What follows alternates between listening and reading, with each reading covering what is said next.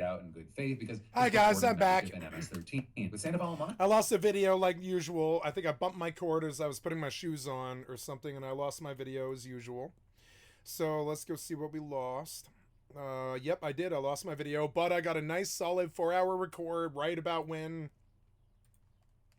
I started the new one. I lost my video, but that's okay. I got a nice solid 4-hour record. Excuse me. Rauschenberg also telling the outlet that excuse me, I just ate my dinner. I went for a long walk, and then I had to drive to town, and I helped people rearrange the house, and then I watched an episode of oh god, what is it? The Daily Show with my family, and then I came back down, and now I'm here. the case appears to be the first time the Trump administration has admitted to error. My family fixed me a strong gin and tonic. So I'm a little bit wasted a little bit. I had a strong gin and tonic.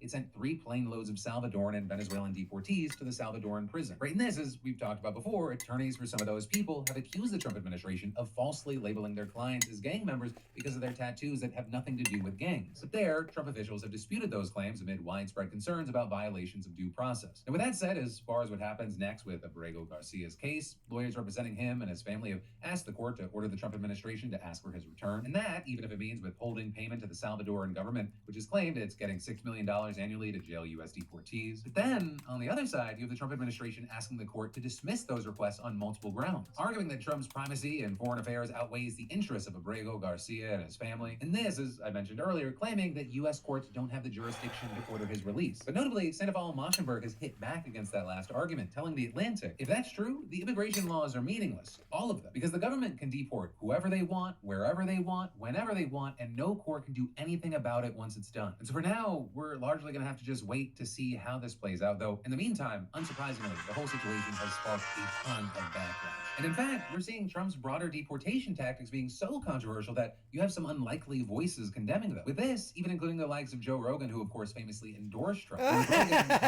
Oh, you two-faced cocksuckers, get the fuck out of my scene. You talk shit, you back the liar, you back the insurrectionist, and now you want to back out? Nah, get killed out of my scene, you worthless piece of shit. Get killed out of my scene. No, you don't get to back out of this one. You back the traitor. You're a traitor too, Joe Rogan. I mean it too. You back the traitor. You don't get to back out of this. You can't back out of this and be like, oh, Trump's gone too far now.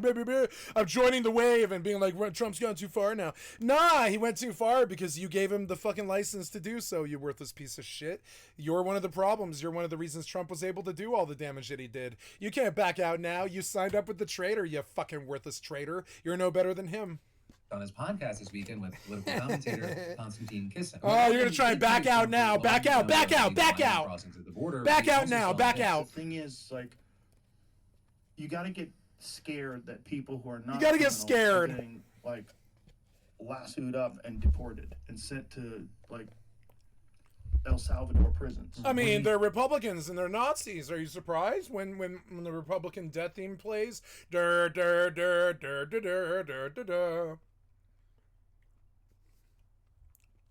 Did you think George Lucas was kidding? Do things quickly and you do things aggressively. That's how you get shit done. But that's also when mistakes get made. Right. And I think a human being being plucked out of nowhere and ending up in a country he's never been in a maximum security prison with gang members, seems like a bad thing to happen to me. It's horrific. It's horrific. Yeah, that is ultimately where we are right now with this one. We're going to have to keep our eyes on it. There's seemingly constant developments. But in the meantime, I got to ask you, what are your thoughts here? Because for those that are new here, yes, this is a news show, but I also want it to be a conversation. But then from that, next up, some quick but big news. The Trump Justice Department wants Luigi Mangione dead. Or we're seeing just this morning, Attorney General Pam Bondi directing federal prosecutors to seek the death penalty for Mangione. Right in this, as we all know the story, he's accused of shooting and killing United Healthcare CEO Brian Thompson, with Bondi calling Thompson's killing a premeditated, cold-blooded assassination. Even your name sounds white. as a nation that shocked America and notably cited President Trump's agenda to stop violent crime and make America safe again. Written this, notably following the first day of his second term, where Trump signed an order directing the AG to pursue the death penalty for all crimes of severity, demanding its use. And that after Biden put a moratorium on it back in 2021. And while yes, this is big news, it's also been expected. But also the key thing here is it could take a minute before any part of this story actually plays out. Because in addition to the federal charges, he's also facing state charges in New York and Pennsylvania. And we've seen prosecutors on both sides saying they're okay with letting the New York case play out first. And notably there, New York doesn't have the death penalty, so he's facing up to life without parole. So a big update, an expected update, and we're going to be seeing more soon. And then I've got more news you need to know in just a moment. But first, parenting is a non-stop marathon with chasing soccer balls through mud, racing to games, and pivoting to dinner plans, all while staying incredibly present. The struggle is real even when the life is good. And that is why Vessie's weekend sneakers are my go-to for whatever life throws at me. Make the struggle less by choosing today's sponsor, Vessie. They offer shoes and apparel designed for you not to worry about weather. Their sneakers, like all their products, they're built for real life. Like when I'm at my kid's game and it's sunny one minute and the next it's a storm rolling in. Or when you're chasing your dog through wet grass or just enjoying a hike without worrying about the weather or terrain. Vessie handles it all from sand. I would like a Republican to provide a solution in the last 75 years. I don't think a Republican has stepped with a single solution in my lifetime. I've been alive almost 50 years now. I don't think a Republican has ever stepped with a single solution in the entire time I've seen any of them run or anything like that. All they do is cause problems, And I don't want unity with them. I think unity with them is unity with the devil. To snow and everything in between. They have seen. And I think you want to cite, I don't like Joe Biden or I don't like blah blah or whatever. I'm gonna be like, yeah. What about World War II and dropping the bomb on the Japanese without the public's permission, or Vietnam, or fucking 9/11, or Kosovo, or Afghanistan, or any of the stuff that you guys did. I cite the actual fuck ups that you fucking straddle me with just in my lifetime or whatever. Seamlessly blended style and function. Right? And I just don't like you anymore. And I think anybody who signs up with you, anybody who's willing to talk to you, is just not really good people. Sorry. I know it's I know it's a shitty, it's closed-minded, but I mean, I don't know. I don't really trust Republicans beyond killing me. I trust a Republican to kill me. I trust a Republican to kill me. I think that's about the far as trust them to throw them or whatever.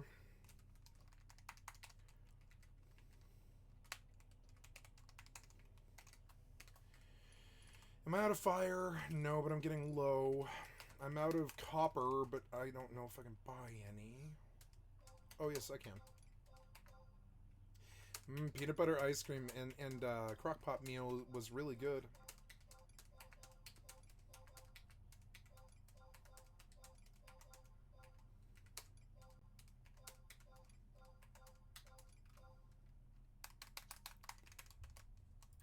Designed like rain boots, perfect for everything from jeans to gym shorts. In comfort, it's like wearing a sock. Whether it's daily walks, weekend hikes, or just looking put together in any weather, they have you covered head to toe. So start saying yes more without worrying about the weather. Vessie has you covered with waterproof protection, comfort, and readiness for anything. Just scan the QR code or go to vessie.com/DeFranco and get an automatic 15% off your first order at checkout. That's vessie.com/DeFranco. Get them now. But then, next up from that, we got to talk about the political, social media, and business news of the TikTok ban deadline approaching again. Because even though January feels like a million years ago at this point, it was just over 70 days ago that TikTok went dark for around 12 hours, with Trump then signing an executive order to delay the ban by, 75 days. Which, to save you pulling out a calendar, that means that the extension is up on Saturday, April 5th. So yet again, the future of the app is up in the air because the law requires that the app's owners, ByteDance, divest from the company or get the boot in the United States. And right now, it's unclear who would actually take over. So with that, Trump told reporters on Air Force One this week that he expects the deal to be made before Saturday. There's tremendous interest in TikTok. The decision's going to be my decision, as you know, through Congress. They've given me the power to make the decision. We have a great team of people essentially taking bids. I'd like to see TikTok taking bids remain alive on our democracy. Well, there'll be a deal with TikTok.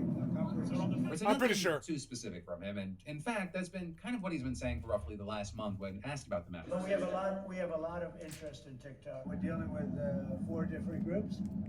and a lot of people want it, and it's up to me. You know, even though we haven't gotten a ton of concrete answers from him, there has been a ton of reporting over the past few months on the many names and groups putting their hat in the ring. As you might remember, both Microsoft and Oracle have been mentioned as interested, as has billionaire Frank McCourt. It's also been reported that Mr. Beast is part of a bid being led by entrepreneur Jesse Tinsley. And I mean, Trump, he's even floated the idea of a U.S. sovereign wealth fund buying TikTok. And then, over the weekend, the New York Times also reported that the private equity group Blackstone... Oh, corporate overlords, what are you going to do when we take that money away from you?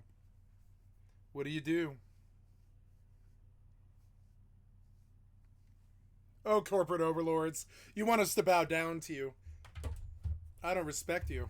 You know, I'm not bowing down to you. I don't respect you. Shitty corporate overlord, fucking corpos. is considering taking a small stake in TikTok, with the Times there adding, Trump has been repeatedly approached by parties pitching him ideas, and his interest in different arrangements can be fleeting. Though also, according to the outlet, right now, one of the most likely deals is that the existing U.S. investors in ByteDance just roll their new stakes to a new independent global TikTok company. Additionally, we've seen other reports saying that Oracle is in fact the front runner, but there could be some legal issues there. For example, Politico reporting that one deal being discussed in the White House would involve Oracle running TikTok, but saving a role for ByteDance. And that, even though the law requires ByteDance to give up control of the company and algorithm, retaining at most a 20% financial stake in TikTok. And so even though some in Washington, they're trying to fight against any deal that includes carve-outs for ByteDance, Politico is reporting that there may be little anyone can actually do to prevent this deal, even if it does go against the law. But then with saying that, you know, some might wonder what happens if there is no deal, right? If talks with whoever falls through and by Saturday, nothing's on the books. Well, even though Trump has insisted that it will not be necessary, he has previously said that he is willing to extend the deadline yet again. So it wouldn't be the craziest thing if we end up meeting up same place, same time again, like in July. Additionally, he's suggested that he has a few tricks up his sleeve, like cutting some tariffs on China to get a deal through. Also, something that's interesting with the situation is you might have noticed that people on the app seem a lot less nervous about the potential of a ban, which, you know, is a standout thing, because last time in the week leading up to the ban, I mean, everyone was in full-blown panic mode. But largely, this time around, at least so far, it's mostly business as usual on the app. With us even seeing CNBC doing a report talking to creators who say they're just less nervous about it, right? Some saying that they just don't feel like the app is actually going to get banned, and others noting that they've had the time to diversify their platforms and reach. And so for now, we're just kind of having to wait to see how things play out into the weekend. But then, next up today, y'all, we got to talk about how he may be done by the time that you're seeing this, but as of right now, Cory Booker is still going on and on and on and on. What I mean, if you haven't seen, is that the Democratic senator from New Jersey decided to attempt a marathon speech on the Senate floor in protest of Trump. And so at 7 p.m. on Monday night, he began speaking and vowed to continue as long as I am physically able, with him quoting the late civil rights icon John Lewis before undertaking his own journey. He said, "Get in good trouble, necessary trouble. Help redeem the soul of America." And so I start tonight thinking about him. I've been thinking about him a lot during these last 71 days. Get in good trouble, necessary trouble, help redeem the soul Get off the filibuster. Get off it now. of America, and had to ask myself, You want to tell me how fucking like gracious and wonderful your filibuster is? You should see how it feels from the public's point of view, you fucking traitor. I don't care which side you're on. Sorry. How dare you push a filibuster in this fucking climate? What? I want you talking to the other side. I don't want you doing this stupid horse-headed bullshit. Talk to hero, how am I? It is your failure. It's your failure. It's your failure that you don't talk to the other side. It's some condition that you made with your investors, and you can't agree. And so you sit here and do stupid shit like this, and you believe in it too, and you shouldn't. You shouldn't believe in this fucking filibuster, you fucking traitor. Fuck you. Fuck any Republicans who speak to you or anything like that. I don't care what side you're on, even, really. Do not filibuster my goddamn Congress any longer, you fucking traitor. I don't care which side you're on. I don't care who you are. Ooh, storyline? Did I get a storyline here? Storyline at all? What is that? I think it's opportunities. Yeah, we in a re-recording. Opportunities. No, nothing popped, so we just go back, which is fine.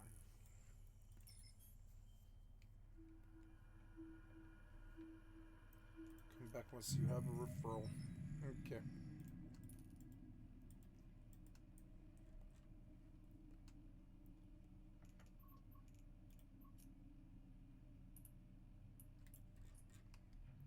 drive active. living up to his word. It's not this thing. You filibustering like this is not something that you should be proud of. I don't care what your goals, your aims are as from the outside, as the public. You look misguided to me.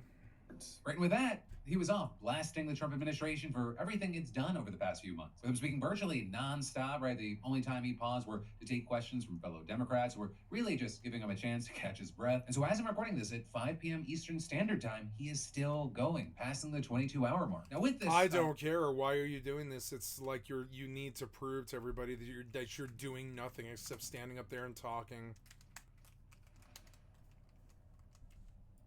I'll say technically it's not a filibuster because it is a filibuster. It is. He's sitting there doing nothing like the do nothing Congress always does. You can go on and be like, the optics of it are different, blah, blah, blah. The press says it's different.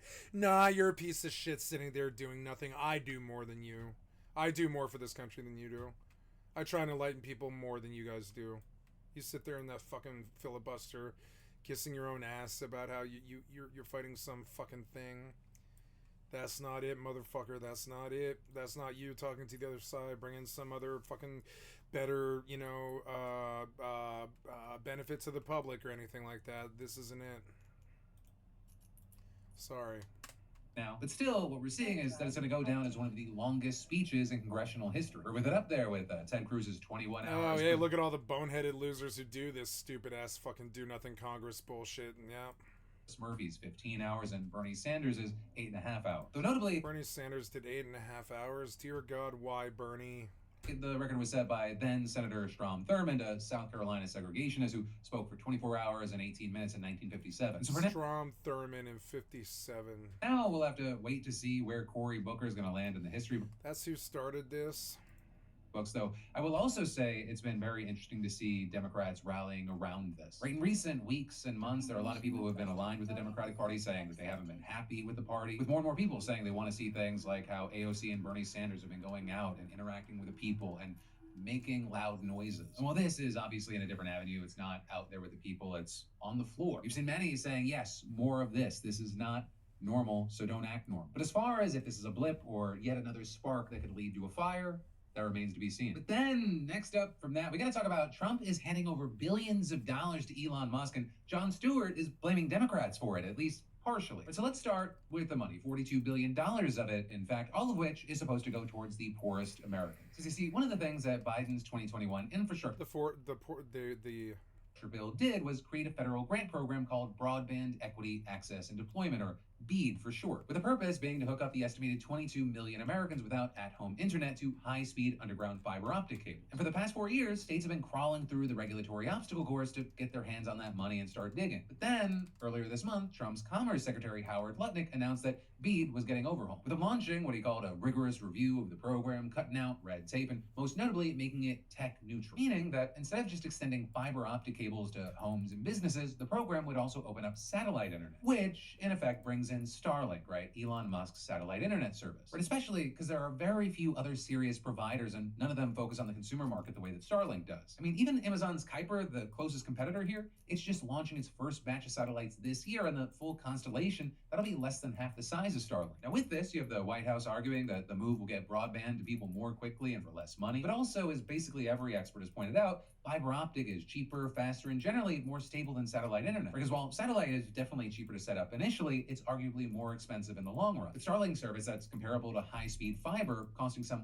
$120 a month, whereas fiber itself, it costs around $80 on average. So with that, you have people like Drew Garner with the Benton Institute for Broadband and Society explaining to NPR, satellite internet is like a dirt road. Fiber internet is like a highway. You can build a few houses off a dirt road, but you can build hospitals, schools, businesses, and entire cities off a highway. And so as the metaphor suggests, satellite service works well for remote locations that have no other option. The whole point of this grant program was to give those areas another better option. And this is, you critics saying that what makes this whole situation even more ironic is that Republicans have criticized Biden's infrastructure plans, be it charging stations or broadband networks, for being too slow. And now we're seeing critics fear that Trump's rigorous review of BEAD, that it's going to slow it down even more. For example, Evan Feinman, who ran BEAD until earlier this month, telling NPR, I'm sympathetic to the argument that the program should have gone faster. But the program went too slowly does not lead logically to we should then slow the program down more so we can provide worse connections at a higher end user cost. Saying West Virginia was ahead of schedule, under budget, and ready to provide excellent connections for every West Virginian home and business. How can anyone go back and say, let's go back to the drawing board? And adding, it's hard to identify any sensible case for upending these plans based on the technology or the economics, which is then why we've seen so many seeing this as a transparently corrupt way to further enrich Elon Musk with taxpayer dollars. Now with that, you have Republicans countering, saying they're not the ones putting the thumb on the scale, saying they're just making the program tech neutral, with them then pointing the finger back at Democrats for, as they claim, deliberately excluding Starlink from consideration for political reasons, as well as generally tying up the whole program in red tape, with Ariel Roth, Trump's pick to lead the telecommunications agency, saying that BEAD was the victim of a woke social agenda. With that, apparently referring to provisions that encourage states to select companies with racially diverse workforces or unionized firms. And actually, during Roth's Senate confirmation hearing last week, Ted Cruz made essentially the same point. To date, BEAD has not connected even a single American to high-speed internet service. This is the result of prioritizing partisan requirements like, quote, climate resiliency and rate regulation over actually connecting those who are offline. Now, notably, with this, you have some like Feynman, the program's former head, arguing that Republicans can actually get rid of those bureaucratic requirements without disrupting the contract, with him telling the Washington Post that Louisiana, Nevada, and Delaware, they have already finalized their plans under BEAD. And so instead of making them reconsider their plans to include Starlink, the White House could just strip away the woke stuff and let the process go ahead and take the win that Biden gave them. And all of this is, keep in mind, it's not just the Republicans who want to simplify regulation. I don't know how involved you are in the space, but you may have noticed that liberal commentator Ezra Klein has made the rounds recently to promote his book, and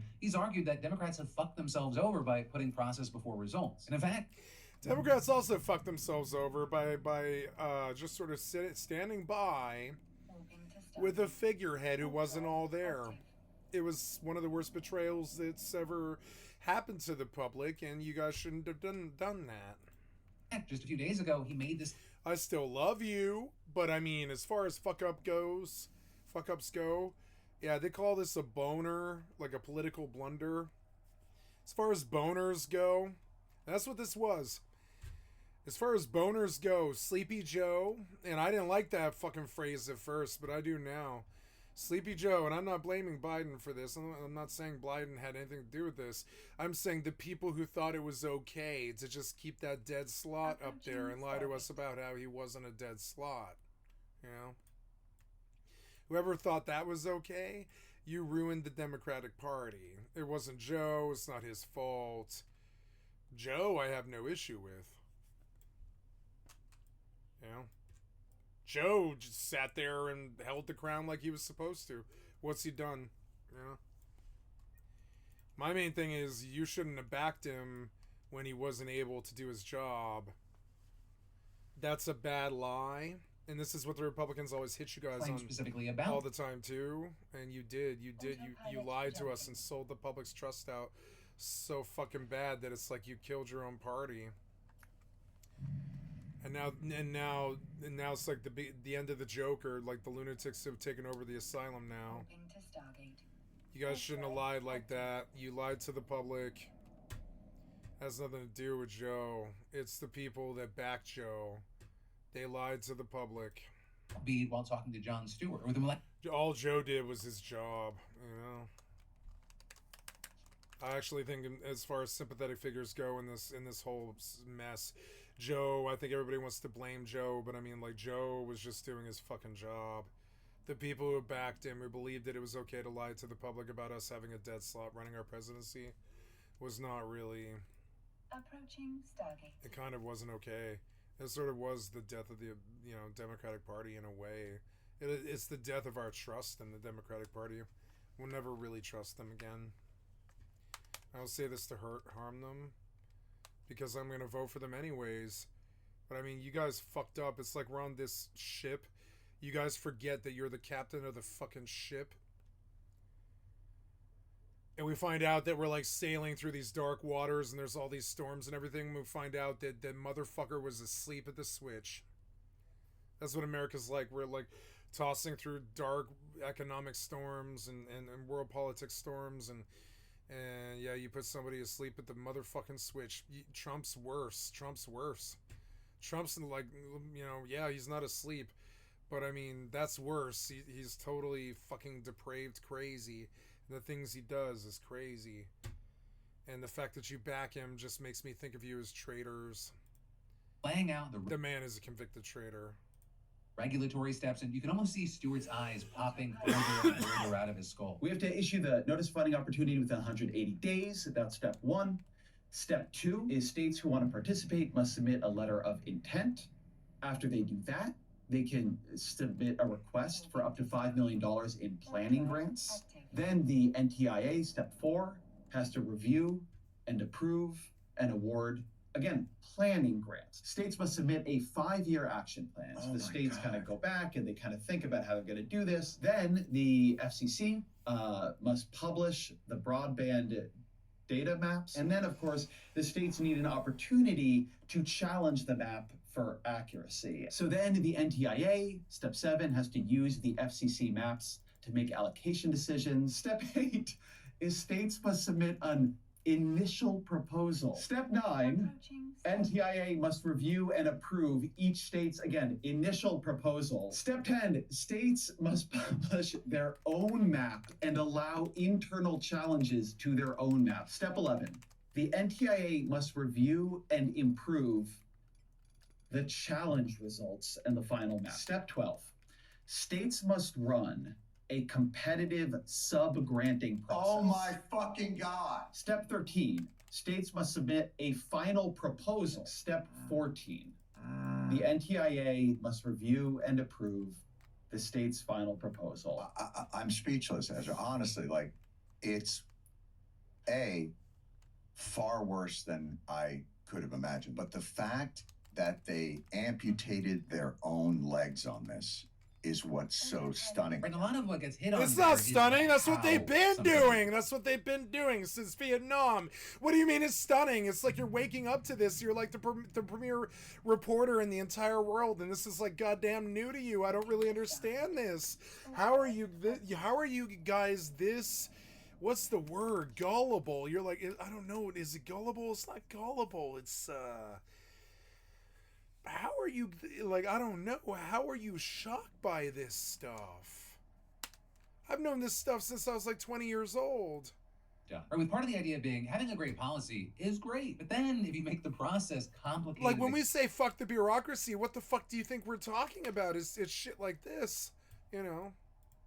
and cumbersome and just so slow, not only do you potentially screw your own projects, you don't get to showcase them next to yourself. You know how many times covering this space I've seen Congress people going like, hey, look at this great thing that I did, and you're like, you didn't do that. In fact, in some scenarios, it's Congress people who voted against that, but it's been years since, and all of a sudden they're like, hey, look, I'm taking credit. Which I will say, it also boggles my mind because it feels like that's common sense, especially in a political landscape that can change so dramatically every 2 to 4 years, or whether it be the ever-changing Congress every 2 years, or who's in the White House every 4. Right? Every change or build, it's not going to be able to fit in that timeline, but there's probably so many things that could. But hey, that's the situation, a little my opinion, and of course we've heard a few different perspectives, but now I'll throw it to you. I'd love to know your thoughts. And then I got some more news for you in just a moment. But first, watching my wife with our boys, there are 2 words that always come to mind. Superhuman. Or between juggling calls, running the household, and somehow checking in on me every day, she deserves something that gives her a moment of peace. With Mother's Day on the horizon, today's sponsor, Raycon, and their everyday earbuds, they make a thoughtful gift for the superhuman in your life. First up, the battery life's insane with 32 hours of non-stop sound. Moms can cruise through podcasts for an entire work week without charging. The multi-point connectivity also helps her jump between her work laptop and phone without the awkward Bluetooth shuffle. The real gift, though, the noise cancellation's next level. It's been kind of a weird wake-up call for me. But I understand now. I didn't understand this my whole life. But while I have a lot of etiquette, and I do believe that manners is God's money, I'm understanding now that I don't have to be nice to people. Warping to station. And I'm not going to anymore. All my life I've been nice to people.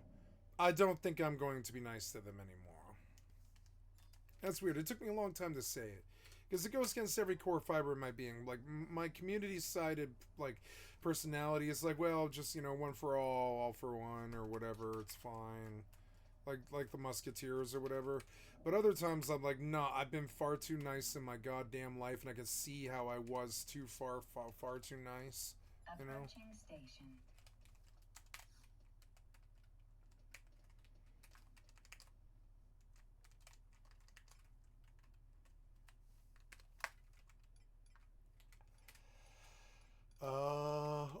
have to send fire crystals. That's right. Oops. I have to go send fire crystals. I suppose I should log into Mortal and chop trees. I can't believe this guy killed me the second I fucking bought a horse. Like, the timing of it is so dumb. Killed me the second I got a goddamn horse. So fucking annoying.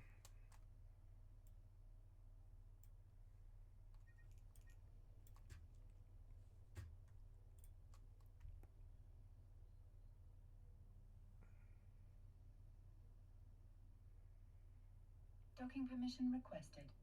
Docking permission requested.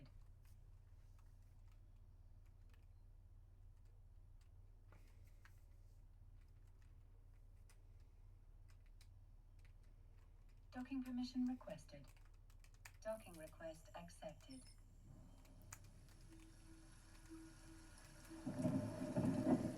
Launching pilots disabled. Waiting activation.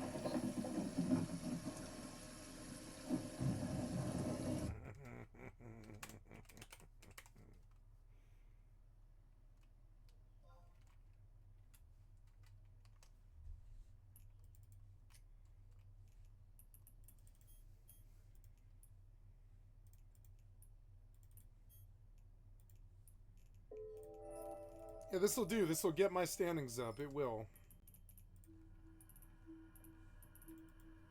I'll do it all the way to 10 maybe, too. I'll just keep going. Let's see how far I can go. Yeah, these games are so fun.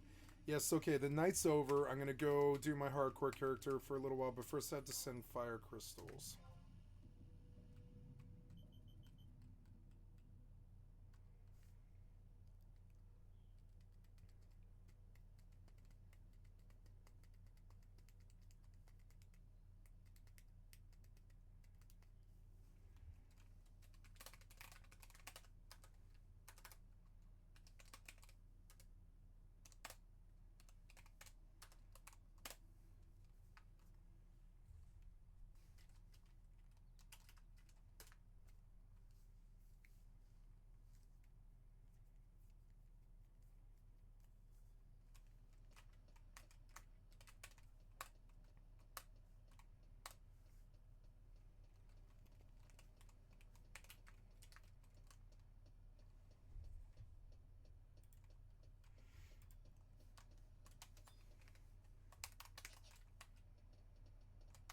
I guess I gotta sell things, huh? Yeah, I still do need to sell things. I was like...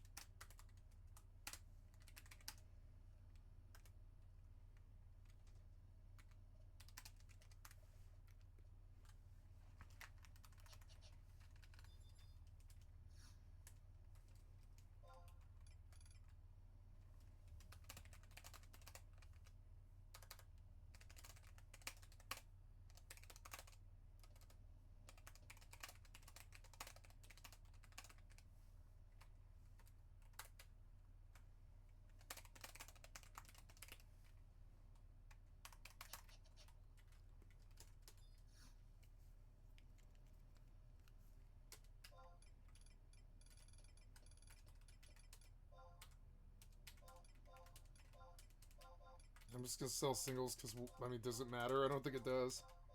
These other things will stack. It's all good. Now I get Signet and I run the fuck out. Hardcore, hardcore. Okay, now I got robbed and I see that I can't really wear a horse in prime time. They'll just kill me. So I'm just gonna like run out and keep chopping stone. I didn't really truly lose anything. I mean, I lost a piece of crap. Yeah, I lost like, 5 gold worth of a set and 13 gold of a horse. So it was like 18 gold. It was kind of a loss. It was like a loss of 20 minutes or something. I'm gonna go back here and I'm just gonna recover right here. It won't matter.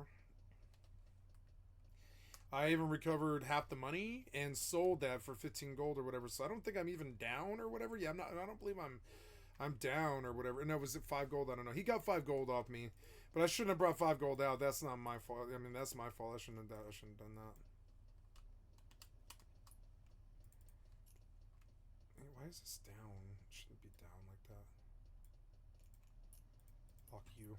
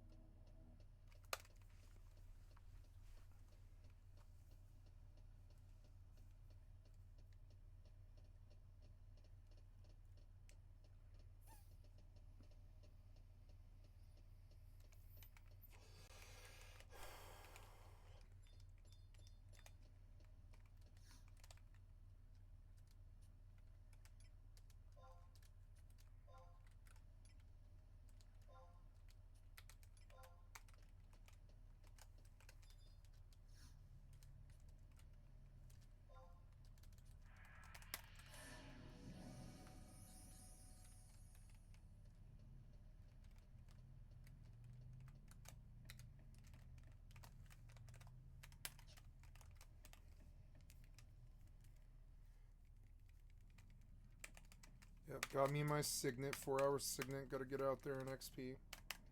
Run all the way out there.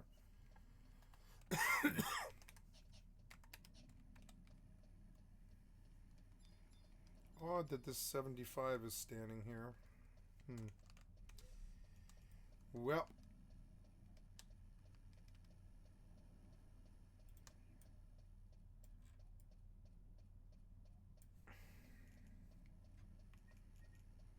Autopilot engaged.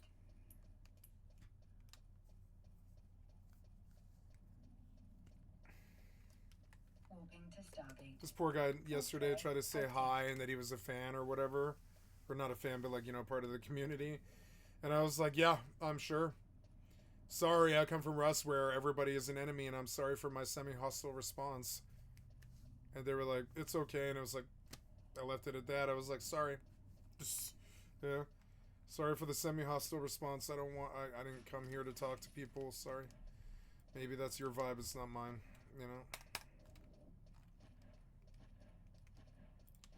Over time, my tolerance for the bullshit, it got way less, I mean, like, way less. Like, like, these days. Like, I just had to listen to some fucking right-winger on, the Jon Stewart show, or whatever, like, he was just blathering on about some concept of socialism or something, and then he was like, I don't believe in free trade with China. And I was like, well, then I don't believe in you, traitor. And it was just weird, and that's how it ended. I like left the room. I was like, I'm sorry, I didn't even say anything. I just left. I was like, yeah, I waited for it. He opened his mouth, and he's like, well, we can't truly have free trade with China. And I'm like, then I don't want free trade with you. I don't believe in you. If you don't believe in them, then I don't believe in you. I'm terribly sorry. I just don't believe in biasing a country's trade over some weird white man's racism or whatever. I just don't. I'm sorry. Autopilot jumping.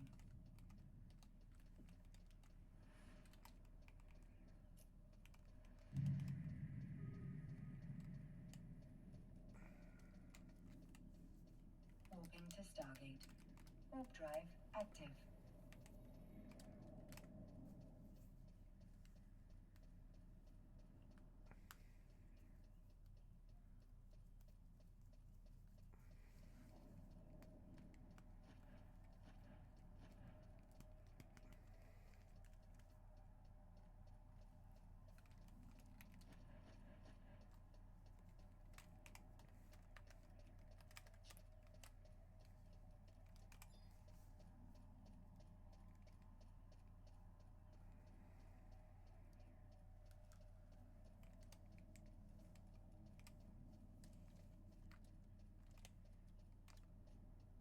Approaching Stargate.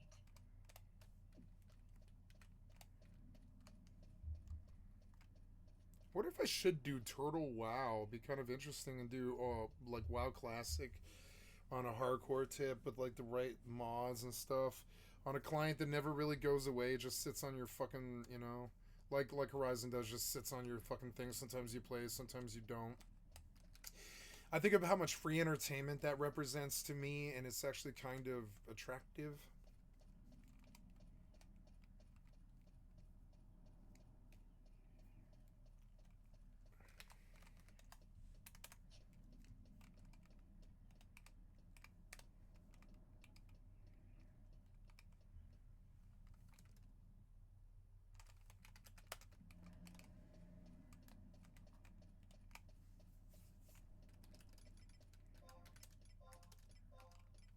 I don't know what Misha doesn't get that one, huh? Autopilot jumping. Gotta get the mind cloak.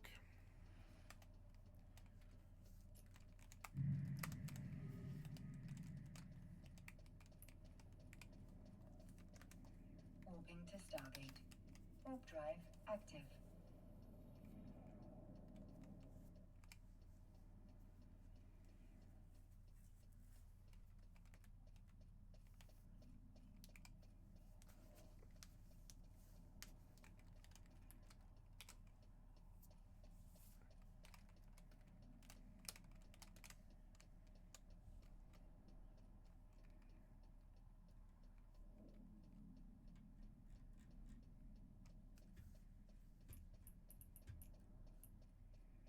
Approaching Stargate.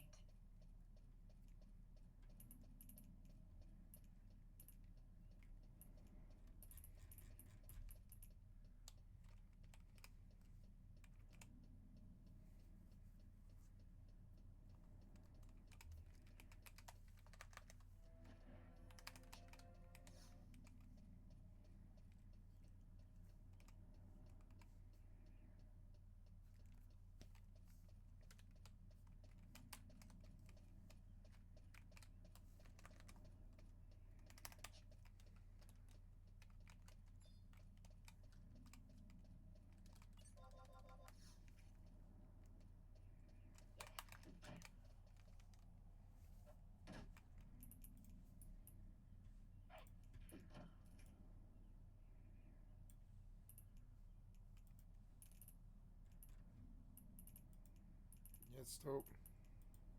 Autopilot jumping.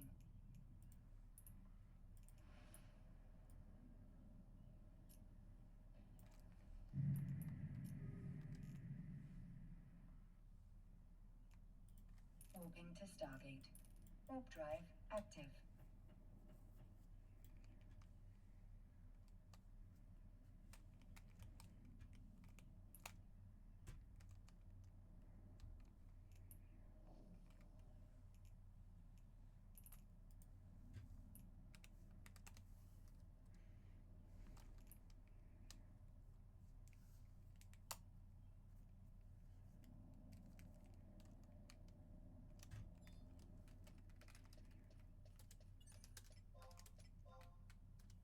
Approaching Stargate.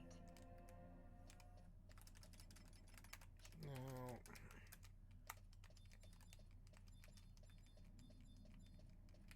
The skeleton disappeared as I was targeting him because I couldn't target right. So annoying.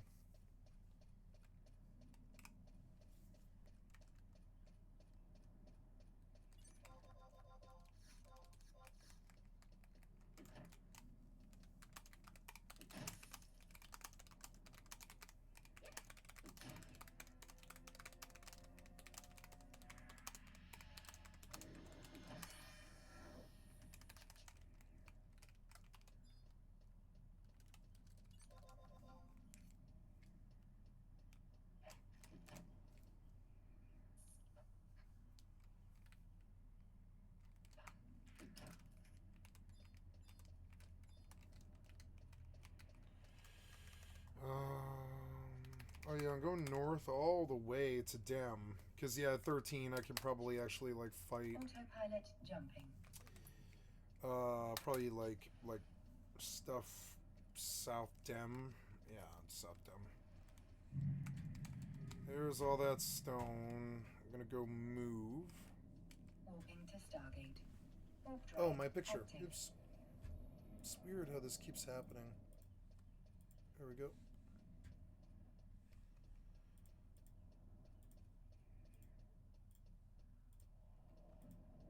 There we go. Sorry, guys. There we go.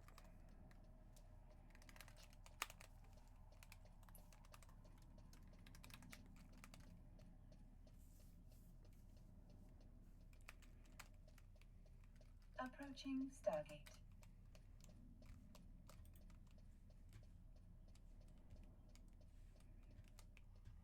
I guess I'll chop trees. Oh, I'm full. No, I have to go back.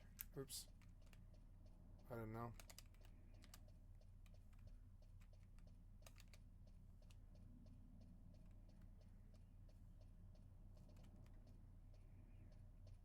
I thought there might be like a moat, but no, there's not a moat. You can just walk.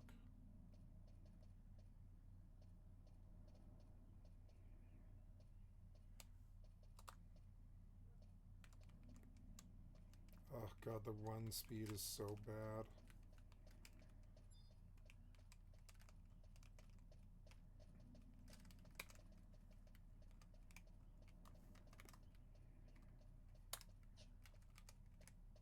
Autopilot jumping.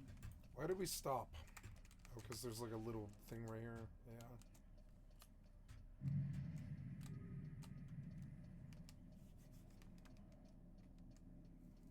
Warping to Stargate.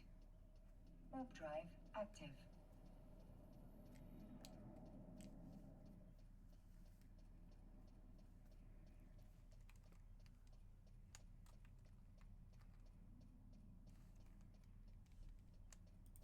Levels. Whether she's blocking out the kids gaming or me gaming or just trying to find zen during her workout, Raycon has her covered. And all of this is they're budget friendly, starting at half the price of those bougie brands. And all of this is, y'all know I've used mine for years with hiking, walking the dog, or even just doing the dishes. With the ergonomic design ensuring that they stay in your ears, unlike others that I've tried. Plus, the protective cases, I mean, they're low-key aesthetic with wireless charging, cool design, it fits perfectly in my tech bag. They're amazing, and the best part is you can try them risk-free with a 30-day happiness guarantee. So for the superhuman in your Tech life bag. org, just for you, head to buyraycon.com/DeFranco to get up to 20% off site-wide. But then, next up from that, the tariff situation, the cost of goods situation may be about to get crazy. And that because in about 24 hours, we're going to be finding out just how big of a trade war the world is going to be in. We know that 25% tariffs on Canada and Mexico, as well Trade as war. a 25% tariff on all auto imports start tomorrow, or are supposed to. But that also, it might just be the tip of the iceberg because President Donald Trump is reportedly going to announce another wave of tariffs on just about everyone and everything in what he's been calling Liberation Day. Now with that, the exact details are unclear, with the president just teasing that the tariffs would be nicer than what American goods face in other markets, saying we were going to be very nice by comparison to what they were. The numbers will be lower than what they have been charging us, and in some cases, maybe substantially lower. And this is sources within the White House have told outlets various things, with some saying that the administration is looking to implement reciprocal tariffs in order to balance out the tariffs that other countries place on U.S. goods. With one example that the president has harped on for weeks now is the alleged 200 to 300% tariffs that American dairy products face in Canada. Though there, as Canadians have pointed out, that number is missing a bunch of context. Right, in that example, allegedly 99.9% of American dairy products are actually exempt from the tariff since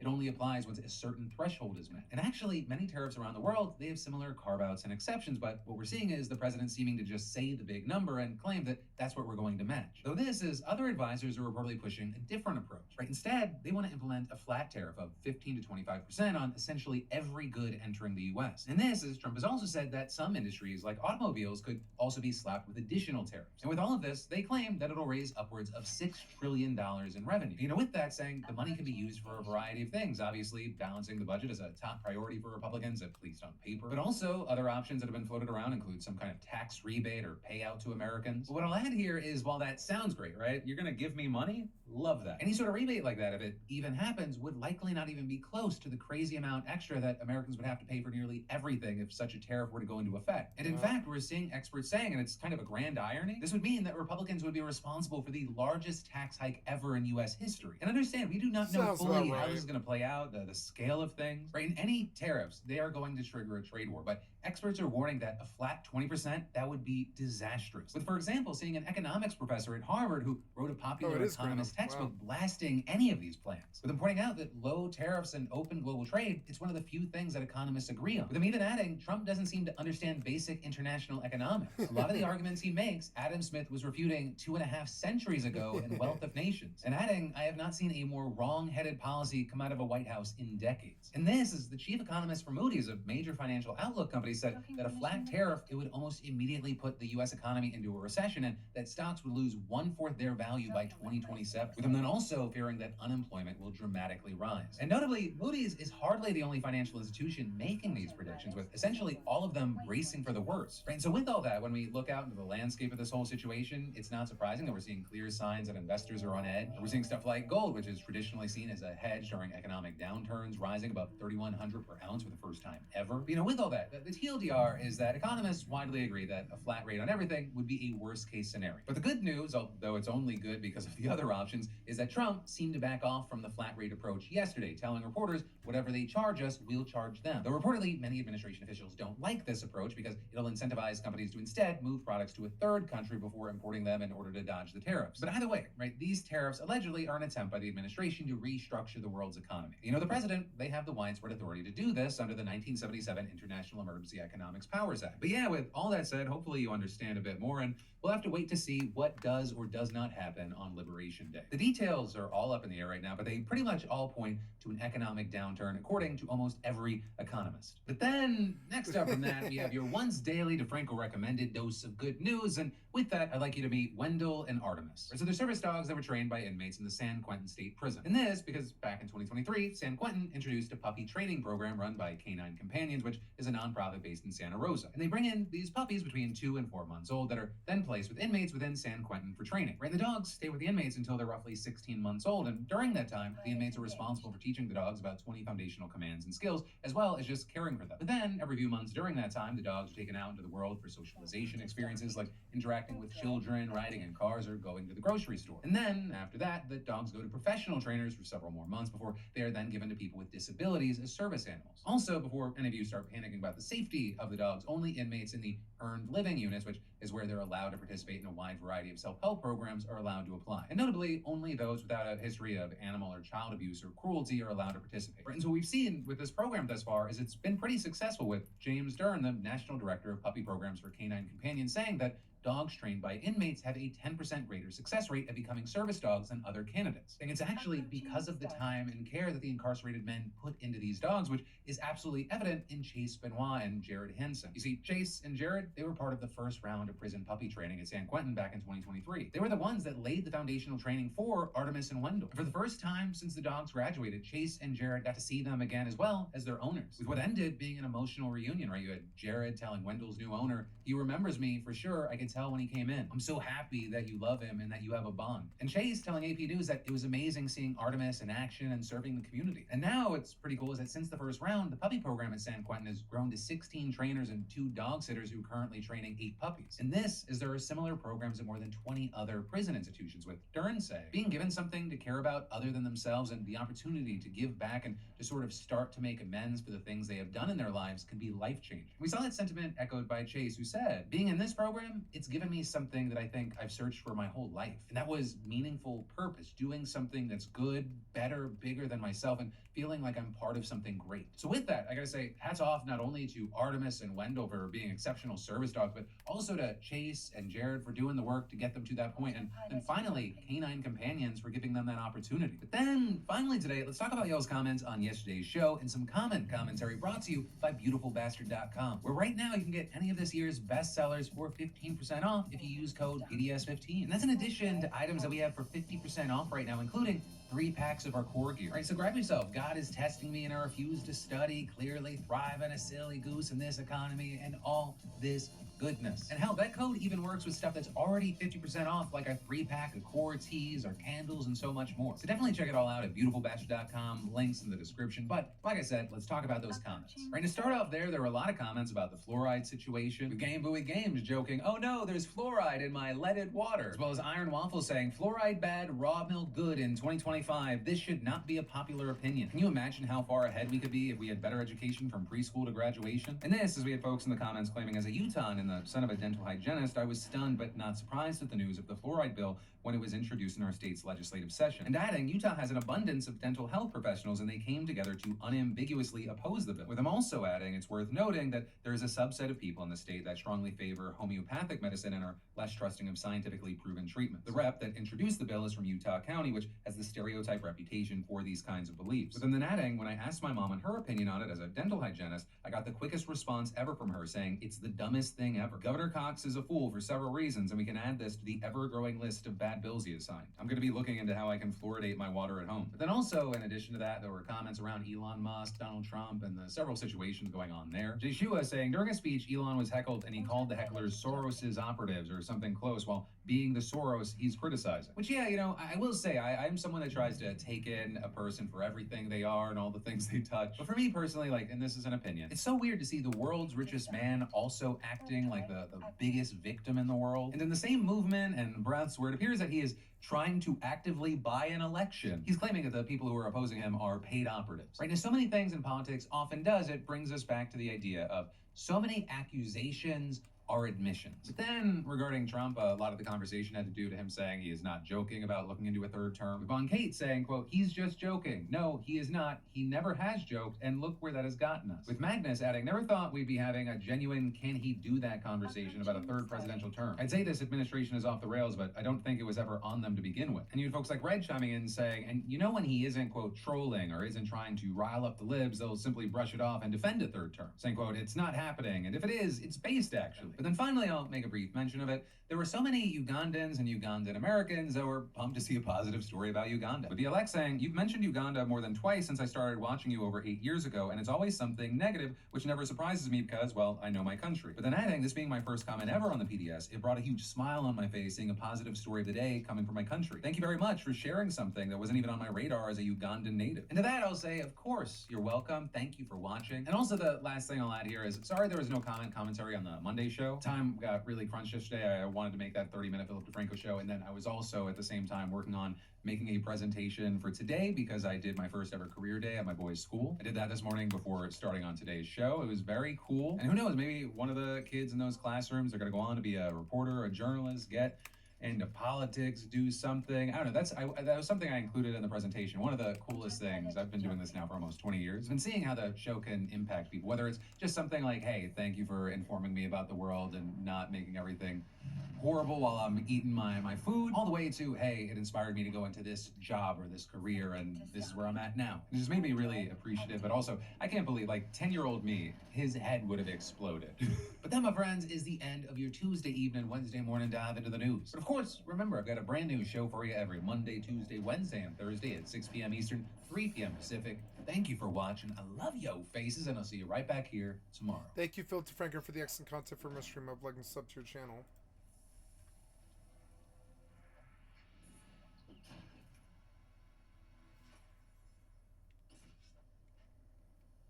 Approaching Stargate. Trump won't bring home.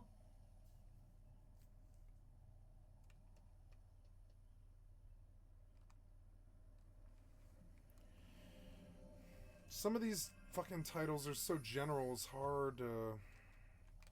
Billy Mitchell won the lawsuit. Hello, guys and oh gals, my me, god. And today we've got a bit of a wild day, ladies and gentlemen. Now, I sure can't believe the name Billy Carl Mitchell won the Jobst. lawsuit. He's a pretty popular YouTuber, that covers speed. Oh no, Carl Jobst is going to have to mishaps push on a the internet. video. You probably also know Carl from a massive lawsuit involving him against Billy Mitchell. Now, if you don't know the name Billy Mitchell, well, then welcome to the world of video gaming high records. Billy Mitchell is I got a rock or crystal. at least currently known as the King of Kong. If you don't know King Kong, Donkey Kong was a super old arcade game. Billy Mitchell once, had a super duper high score on it. I believe still does. And yeah, it's not like he was bad at Donkey Kong.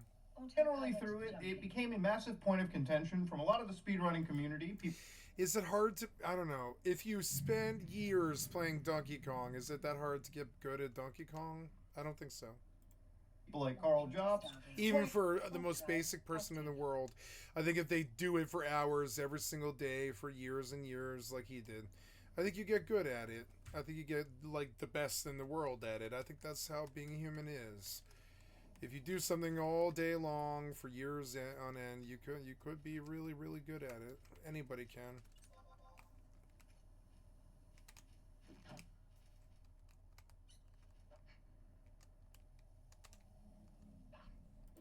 Many other speedrunning YouTubers decided to take a little bit of a new look at this man's Donkey Kong record and basically said that, it probably involved some undue play, if you will.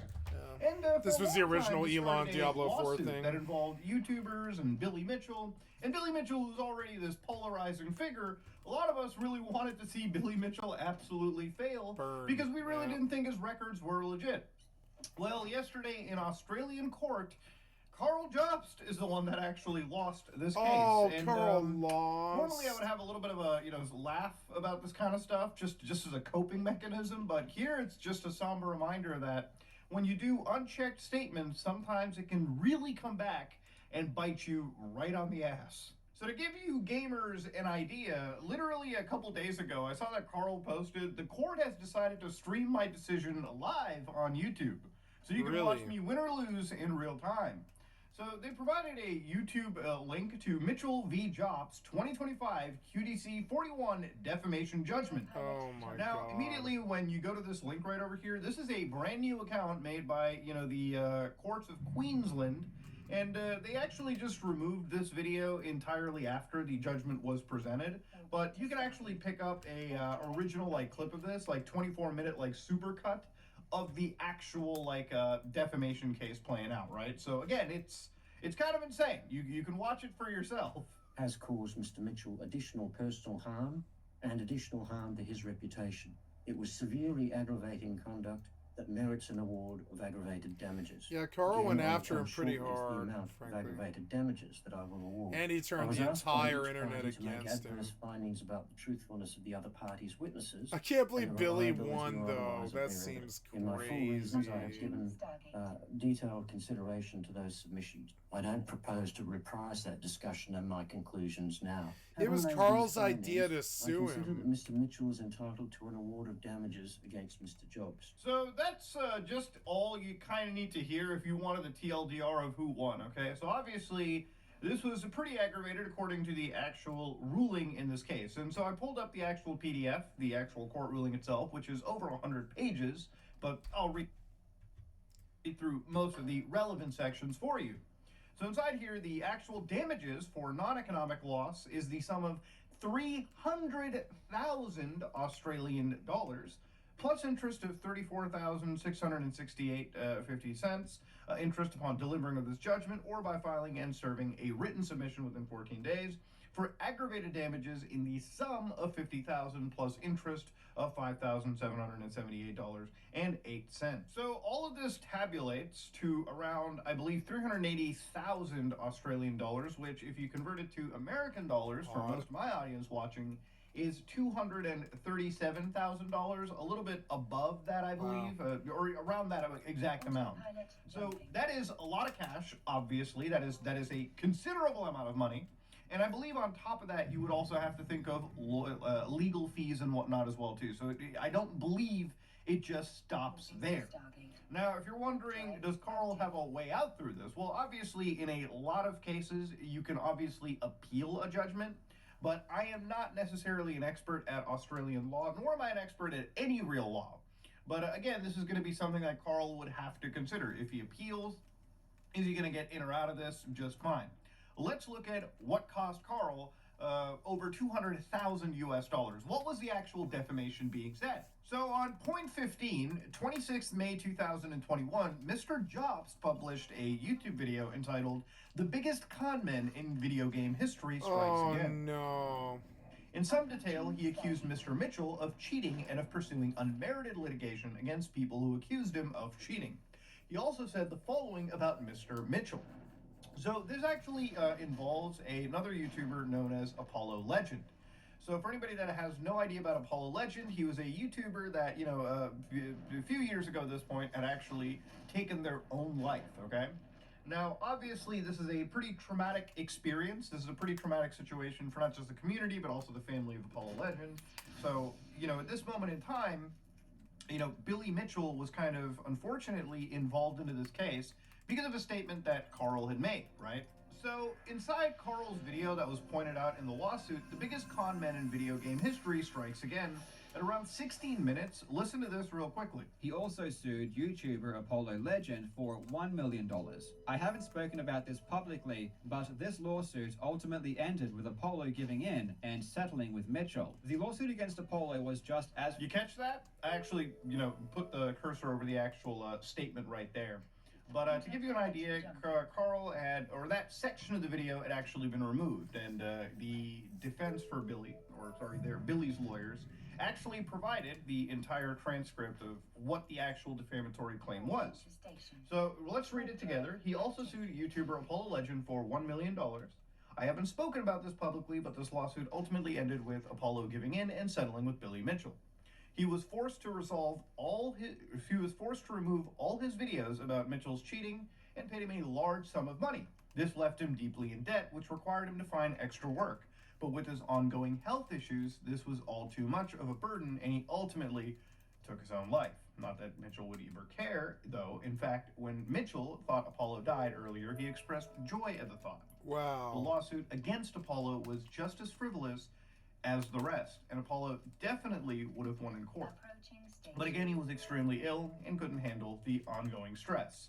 So this paragraph right here, if you look at it real carefully, it can be argued, and it was argued by Mitchell's lawyers, that it serves as him putting the blame of Apollo Legend's, death, or his taking of his own life in this situation, onto the stress caused by the litigation instigated by Billy Mitchell. Now, this entire lawsuit, when these nerds battle, battle, kind of a bombshell for me, because I was wondering the whole time, it's probably got to do with all the cheating stuff, right? This is not when these like Titanic nerds like battle. It's hilarious. They go to court, and then when one loses, it all just seems silly when you see it from the outside. You're like, aha, look at these nerds fight each other. It's hilarious. Ooh, that guy's tough. We don't want him.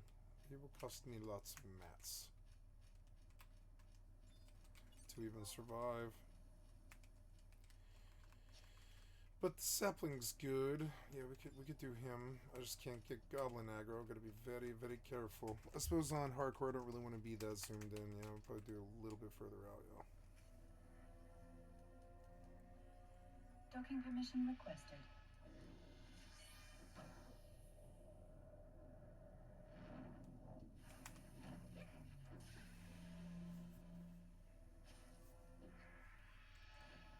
Docking permission requested. Docking request accepted. Autopilot disabled. Waypoint reached.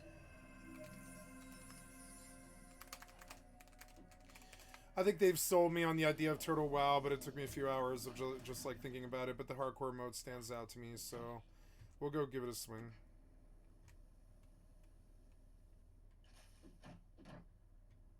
South America, free to play, join thousands of players on the 4th of April.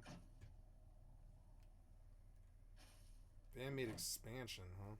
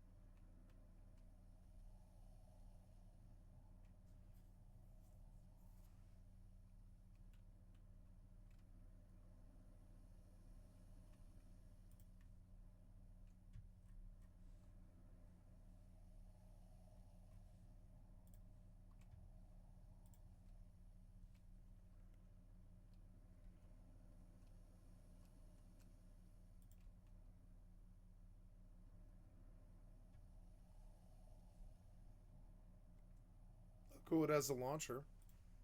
That's what I thought. I was like, if it has a launcher, it might not be that bad. Not stuff that I really was privy to. Everything about this section of the lawsuit kind of feels new to me, right? Because when I read a statement like that, unfortunately, I really can't see the defamation made, against Billy Mitchell. I can see why. There's a big difference between cheating a record at, playing King Kong and then being fingered for, the cause of death of one individual, right? Like, obviously, the second part of that, the second, statement is absolutely damaging to somebody's reputation. And it really seems like, according to the court, they actually were able to point out how damaging this was in terms of monetary damages and reputational damages. And the thing is, obviously, if you were following this at all and you knew anything about like the Apollo Legends story, obviously this video is from his final note to the world, where, again, I'm sure that the lawyers for Billy Mitchell have brought this up, but it's evident that obviously Billy Mitchell really wasn't a contributing factor to this man's, a man taking his own life. So at some point, Keemstar gets involved into this case too. Keemstar? So let's read this section. Oh my god. On 4 June 2021, Mr. Keem contacted Mr. Jobs by Twitter saying, "Hey, gotta speak to you about Apollo and Billy Mitchell stuff," and asking for his telephone number. Mr. Jobs told the court that he provided the number, and Mr. Keem then called him, telling him that Mr. Mitchell was unhappy about the assertion that Apollo Legend had paid him money in settlement because it was not true. Mr. Jobs told Keem that he would remove part of the video and investigate further by contacting Apollo Legend's brother to check if it was correct. So, having received the telephone call with Mr. Keem, Jobs altered the video on 4 June 2021 to remove the following words right over here. I haven't spoken about this publicly, but the lawsuit ultimately ended with Apollo giving in and settling with Billy Mitchell. So this section that was removed from the video is transcripted here. Having done so, he sent a message to Keem saying, "I've edited out that section, will take a few hours. This is based on your word. I will be confirming from his brother also. If his brother backs up this or Mitchell provides any concrete evidence I was wrong, I will make a statement about it. If I have nothing concrete, I'll just leave the video as edited out and won't mention it anywhere." Apparently, he also removed the part of the video where he saw Mr. Mitchell's response video. When he saw it later that day, in response, Jobs posted a tweet in which he said, Billy Mitchell's Twitter handle claims he will sue me for saying Apollo Legend paid him money. I removed that portion from my video, not because it's wrong, but because this isn't the issue I want to go over to court with. I'd rather he sue me over his fake Donkey Kong scores."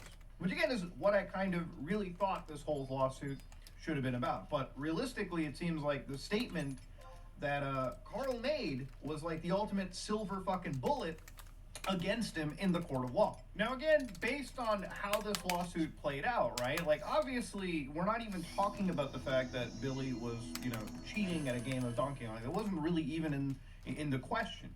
Realistically, it seems like when it came to this defamation lawsuit, shifting the focus of attention away from that to, again, this Apollo Legend statement was pretty much all Billy's lawyers needed to guarantee the win on his part, which again, Carl, I've always known to be a pretty good guy. I've investigated with him. He's a pretty thorough, diligent individual.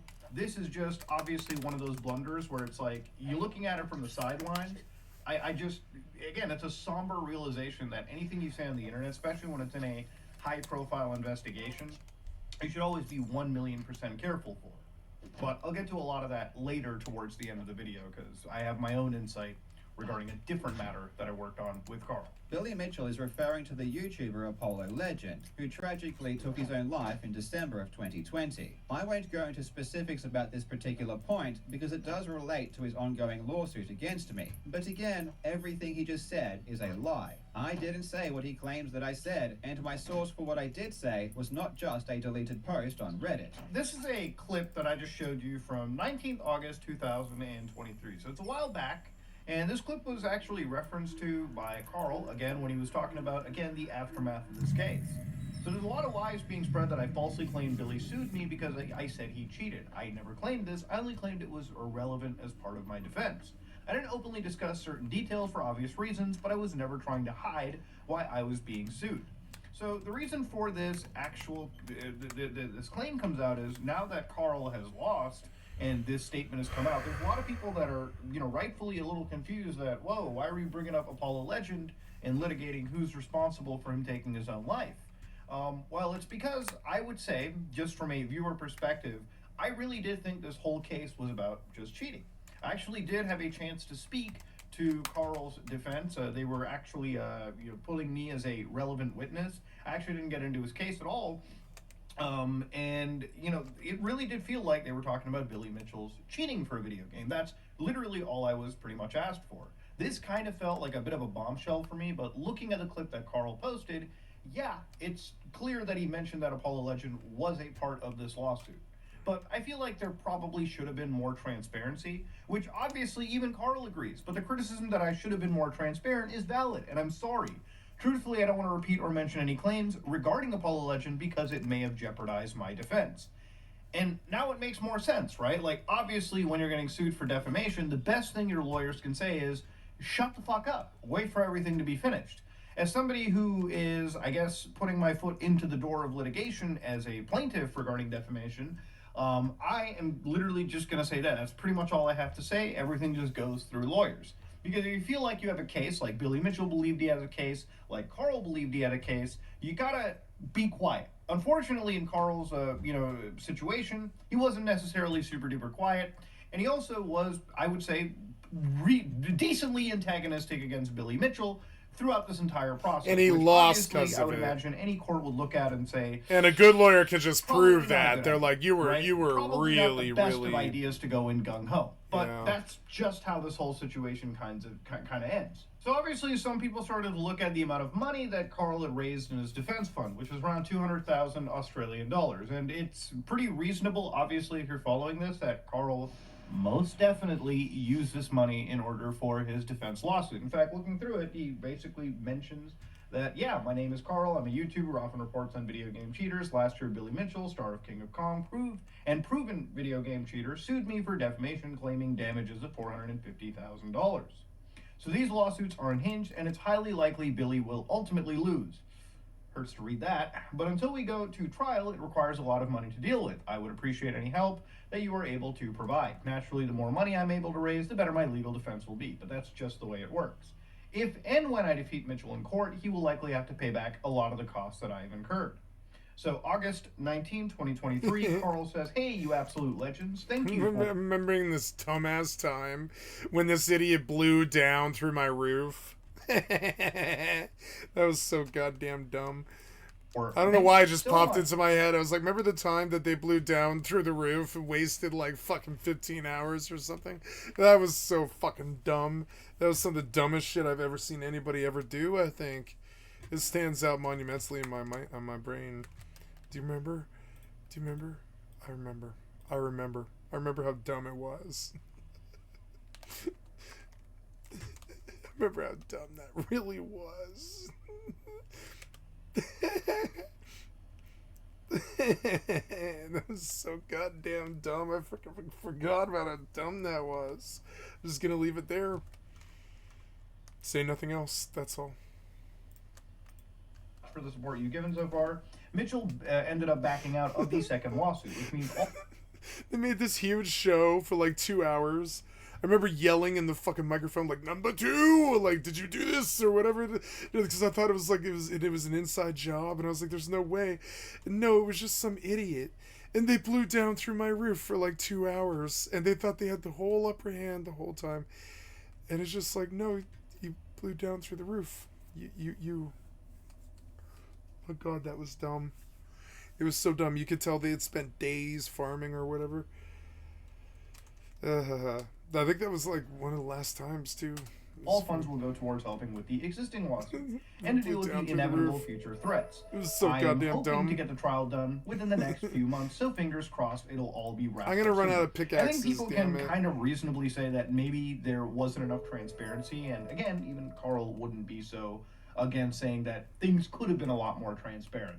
But I really do believe that obviously Carl, wasn't going to talk about the Apollo Legend stuff simply due to the fact that it was definitely the thing that put him into the hot water. And obviously, restating a defamatory claim is not something you want to be doing in the process of any form of litigation. Now, I think from a viewer perspective, like, what's really just the most shocking part about all this as I'm watching it is that this was about the Apollo Legend claim, versus, again, like the claim of cheating, which is mostly what I thought this lawsuit was effectively about. Realistically, looking at everything that I've read, yeah, cheating might have been a part of it, but generally speaking, Billy Mitchell won on the Apollo Legends stuff. And I wish this was definitely far more transparent to the audience. I feel like a lot of the support that went towards the direction of Carl was relegated simply because he was challenging this man's credibility when it came to video game records, right? Which I believe Carl and plenty of other creators have done a pretty reasonably good job of actually, you know, pointing out. But obviously, if the claim is, you know, you're putting a man in the responsibility, or you know, you're sort of burdening them with the responsibility of the death of another individual, that in fact can be far more damaging reputationally, financially, whatever, than you know, just the whole video game cheating stuff, right? And it seems like that's what Billy latched onto, and that's really what hit it. So obviously the, you know, community response, the community reaction to Carl now is definitely something that is going to be interesting to watch. I would be interested to see what Carl's response to all of this is, in terms of, you know, not being, at least in my opinion, in the opinion of plenty of other people, as readily transparent in soliciting for these donations and relaying this case, right? Because for years we were told Billy is definitely losing this case. And today's reality is just... Wow, what a wake-up call. So Totally look, different. At the end of all this, ladies and gentlemen, Billy Mitchell appeared to have a plan, and apparently in his case, the plan actually seemed to have worked. Yeah, all Billy So has to I'm do sure is that, fight that. Carl's gonna Yeah. try to appeal it with. Yeah. Maybe he might. I don't know. Depends on. This what is why you don't play attack artists and you go attack other people in public. This is why you don't do it. It's just stupid. You end up like looking like a jackass, like some kind of piece of shit who's completely obsessed. It's just stupid. It's just not a good look.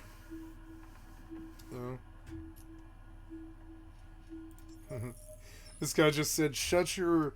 What did he say? It was so funny. He was like, "Oh well." What was that sound? Why did I hear a sword draw? Oh, because he drew a sword. I wish this guy wasn't here, and he probably wishes I wasn't here, so I'm just gonna leave.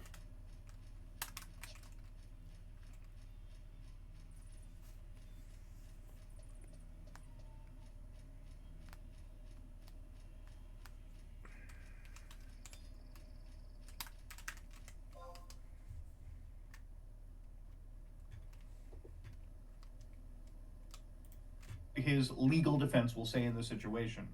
But, you know, it's kind of a hard thing for me to really look at, because obviously I know that Carl is a pretty good person in regards to investigating things with. I mean, I've done the completionist investigation with him. And even at the time, like, I will say during that investigation, my usage of words regarding the completionist and anybody associated to him were, I would say, less...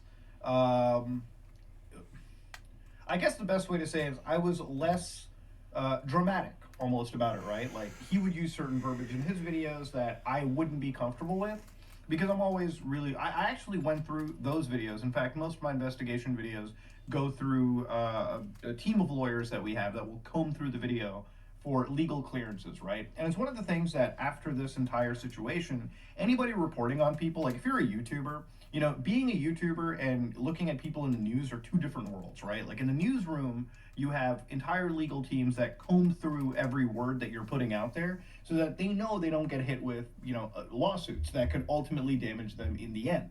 And there have been pretty high profile ones too. Like I believe there was the Tucker Carlson case with, I believe it was Dominion voting, where like literally Fox had to pay up the ass for a situation involving, I believe, defamation. I have to probably look more into that as I talk. But yeah, it was insane, right? Like there's a reason why legal exists in this kind of stuff.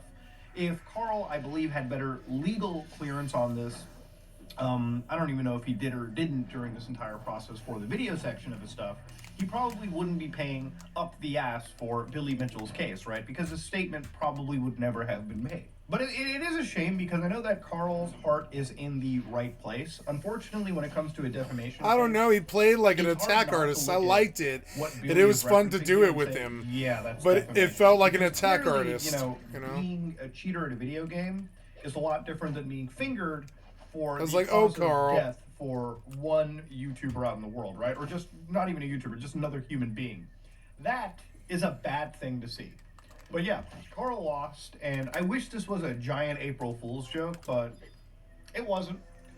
Carl, unfortunately, has lost against Billy Mitchell, and it's not something How that did I this personally saw happen? coming, just because I didn't How did expect this happen? this element of the defense to jump in. But let me tell you, Billy found the silver bullet on the ground, like he's fucking Hank from Breaking Bad. Carl's walking up with the whole like axe. He finds a little bullet on the ground, loads it into the chamber, and boom.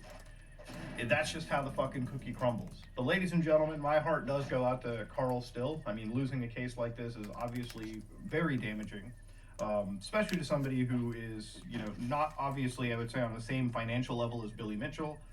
But yeah, it is what it is. I mean, it's just a broken, somber feeling. Yeah, if you like what you saw, please like, comment, and subscribe. Dislike if you dislike it. I am out.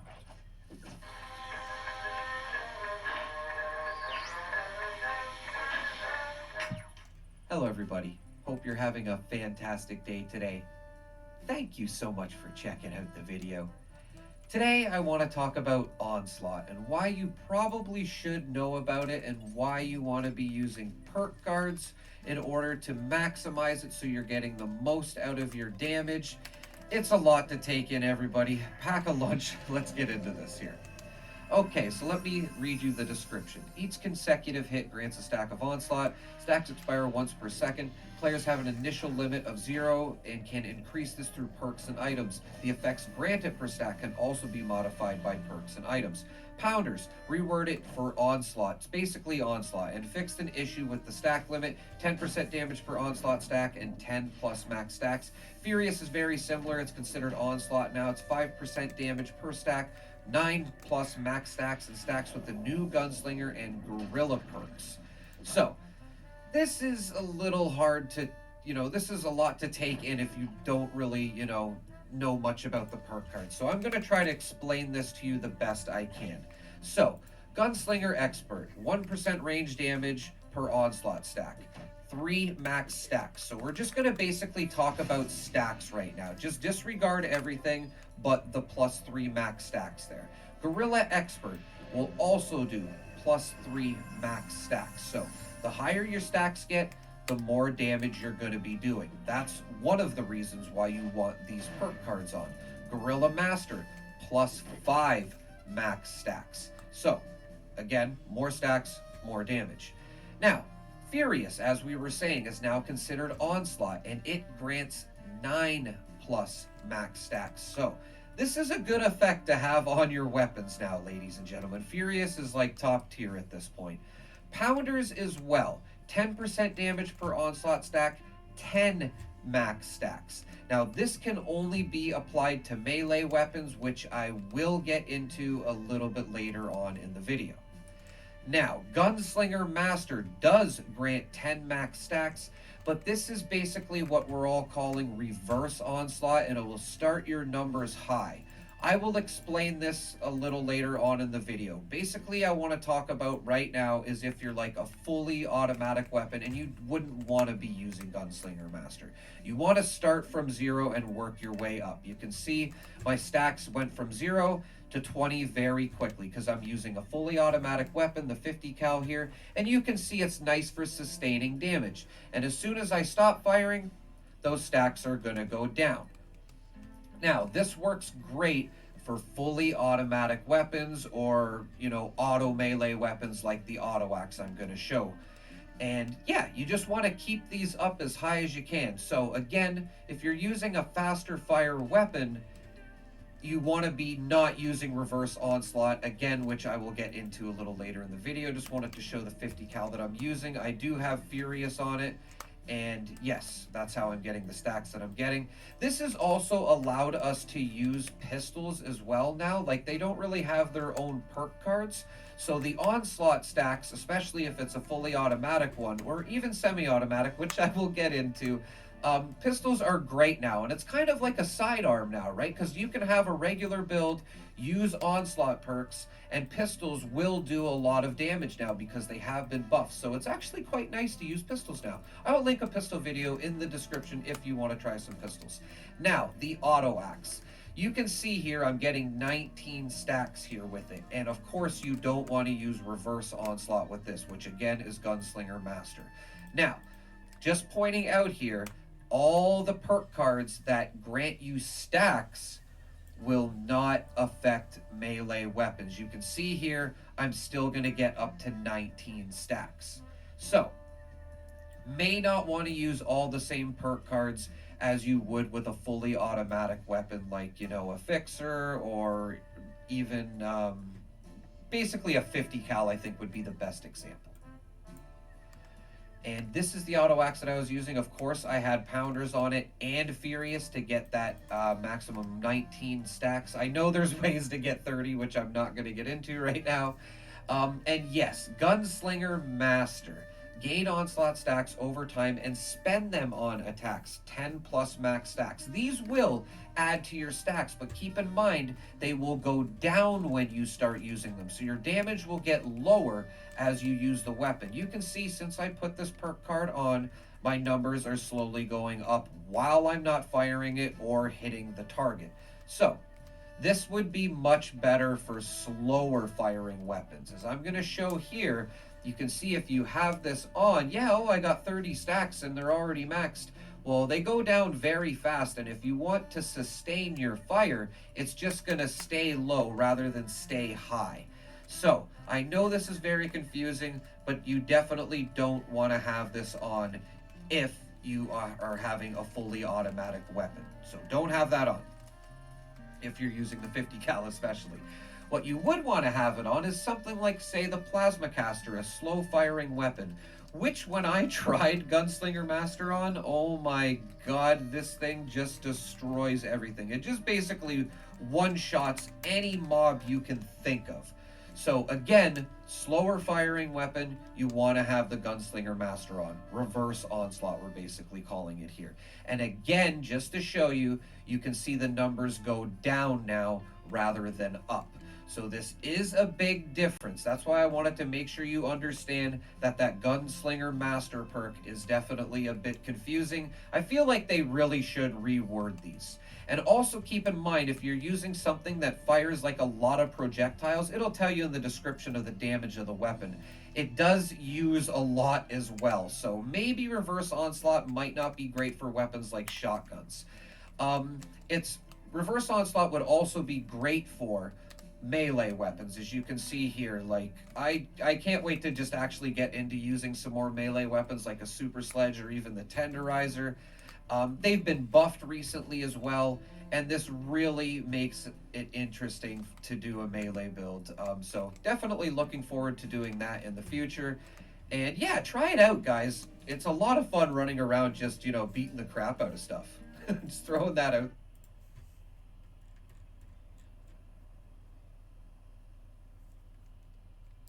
Apparently, they put a shield in for Doom Medieval or whatever. I don't know why that's stuck in my head, but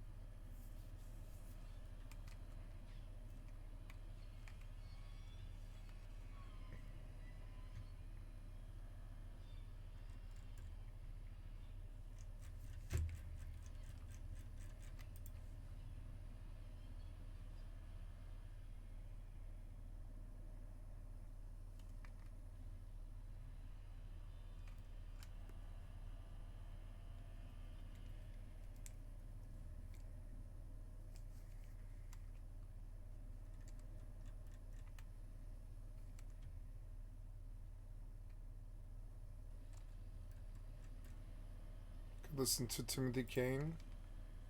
Thank you, Timothy Kane. I'd like to sub to your channel. Hi everyone, it's me, Tim. Today I want to talk about how much devs should play. This is kind of a continuation of a video I made a month ago, almost a year ago, called Playing Games, and I'll link it below. But it's me answering a question from viewer Amir Hussein Magsoudi 388, who asked, what is your opinion on keeping a clean palette? As in, you're working on something, don't look at what other people are doing. If you do look at what other people are doing, it might narrow your creativity. If you do look at what they're doing, you may learn things you never come up with. I guess this also goes for playing a game blind. Guess what? It also goes for working on a PhD thesis, because the advice I got from my thesis advisor in the early 90s was to look at enough other work to get a good foundation, but you don't have to look at all the work that's been done, because just because somebody did work in an area doesn't mean they did the right work. So his advice was, understand what's been done, but don't worry about going in the same direction as someone else, because you're going to uncover different things. And I liked that answer, because this is kind of a big question. It applies to a lot more than just, should a game dev play a lot of games or not, or should they play games while they're making, and I will get into all that. Overall, if you watch that Playing Games vid, you know what I said was, if you play too little games as a developer, you won't be able to see what gamers like or dislike. You won't be able to see where the trends are, even if you don't want to follow them. And also, and probably most importantly, is you don't see some pitfalls. Like, you may have thought that some feature was awesome. You're like, I had this great idea for a feature, and then you mention it, and somebody goes, oh, this game does that. And you play that game, and you're like, oh, I don't really like how that feature works once it's implemented. Now, maybe you have an idea of how to avoid it, but already that was a great thing, because you saw a pitfall. You're like, I'm going to avoid that. If you can't think of something, then do another feature. But at least you didn't waste a lot of time on it. The flip side, though, is true. If you play too much, you can just get overwhelmed. So much stuff comes out every year. See the Steam video that I did, where this year in 2025, I think we're on schedule to have 25,000 new games in a year. When you start to play too many games, your ideas feel commonplace. Like, oh, everybody's already done this, or somebody else already thought of this. I'm not even gonna try doing it. And then you lose your will to even try. Or worse, the flip side happens, and you see a lot of trends, and you're like, well, I guess everybody likes this, and then you slavishly follow those trends. All of those are bad. Not doing something because people have done it, or only doing something because people have done it. And both of those come from playing too many games, and you're like, okay, I'm overwhelmed now. I also did a video, which factors in here, ironically enough. It's called a Zen Cone short. I'll link it below.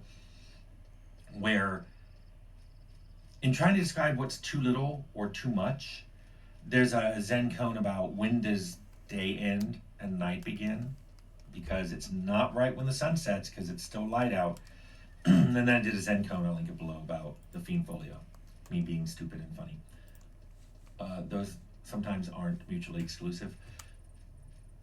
I also did a video about understanding someone else's POV, and I think that's a great reason to play other games, is you can see, even if it's a game, you would never make a game like that, and it's not in the style you would do, and you don't agree with all the choices they made, it's good to play it anyway to see why they did what they did.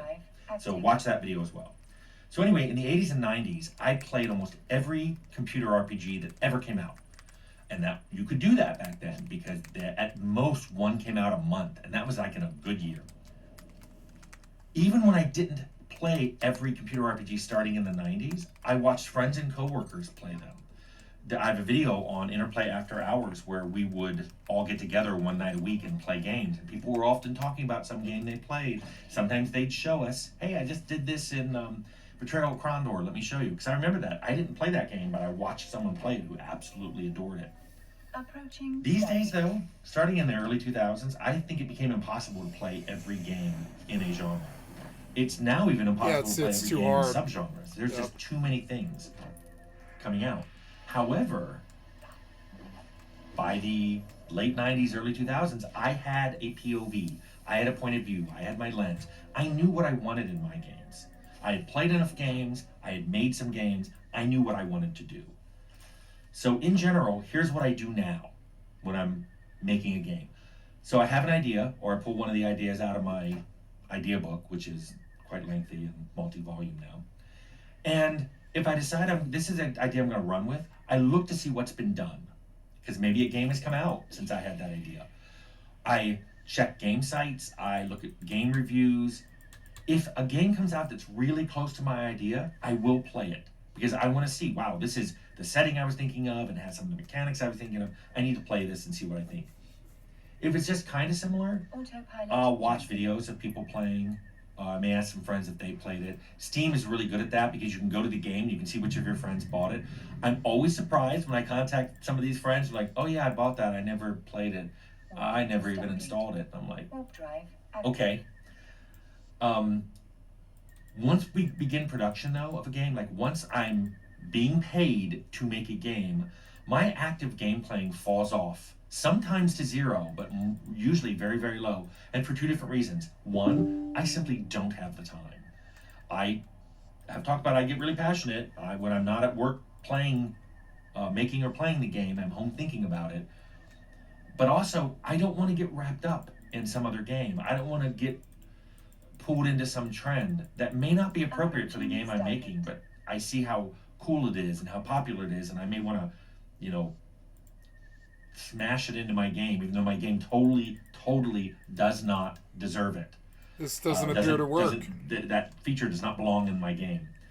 Also, you know, the gaming industry more and more every year gets involved in controversies where this is the latest outrage of the week, and whenever those happen, I wonder, is this something here to stay? Do people really not like this feature now? Or is this what they just not like right now? And next year, everyone's going to go, oh, I don't remember saying anything about that. So I don't want to get involved in that. I want to just make the game that was the idea I already had. I've already played a ton of games, seen what people are doing. Once I start making the game, I tend not to play a lot of other games. By the way, now that I'm semi-retired, I play games all the time. I think it's funny when people on the channel go, I don't think you're a gamer anymore, because I probably play more games in a week than most of you play in a month. And I probably play more games in a day than some of you play in a week. More hours, I should say, because I got a lot of time and I live in an area that's dark and cold and wet. So I play a lot of games. Yep, that's me.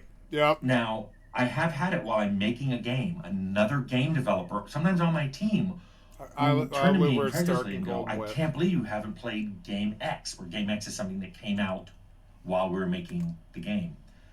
And I usually just look at them and go, yeah, I'm a little busy here making this game. And also, I usually ask them back, have you played every game? Have you played this one and this one and this one and this one? And usually they like, well, no, I haven't played all of them. I'm like, yeah, and you don't need to.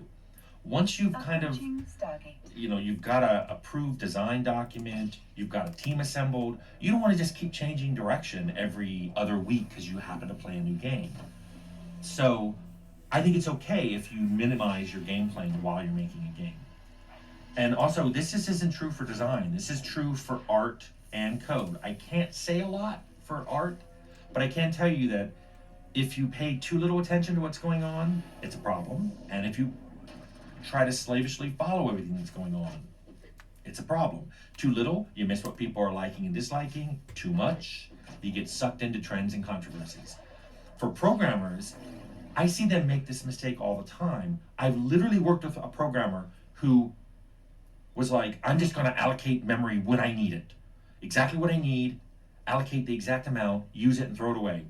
Hello, memory fragmentation. So that happened. He was like, that's it. I'm pre-allocating everything. I'm never gonna dynamically allocate. I'm pre-allocating everything at the start. Hello, buffer overflow. So then he was like, that's it. I'm gonna do both. I'm gonna pre-allocate some things. I'm gonna use dynamic allocation for other things. Hello, both problems at once. It was weird to watch him get so frustrated. And I'm like, this is known. These problems you're running into are known. All programmers run into them. You have to deal with it. But that's a whole other video. Anyway. And then the flip side, I mentioned, if you watch too much, you can easily get overwhelmed and you'll never get anything done because you're spending all your time going, oh no, this video came out and it's in a similar setting, or oh no, this video came out and it's also turn-based RPG, I need to play it. You'll never get anything done, especially now with so many games coming out. I think it's what, 1,700 or so a week? I forget. It's a lot. You're not going to be able to do this. You're just give it up. You cannot do this. My recommendation then to people who are watching this who are game devs or wanting to get into game dev is play enough games that you figure out what it is you like. You find your own style. You find your point of view, your POV. And this may take a while, and that's fine. I was in the industry for 13 years before I started making Fallout. So it took me almost a decade and a half to really come up with like, okay, I like games with reactivity, and I like games with multiple solutions, and I like games where you can make your own character, you're not handed one. That was my POV. Find that. I call it your happy place. Find your happy place and then live there. Don't worry about what everyone else is doing. Don't worry about you're missing out on the next big thing. You may be the next big thing. So don't worry too much, but do try to have a good foundation in what you've played. And I hope that answered your question. Amir Hussein Magsudi 388.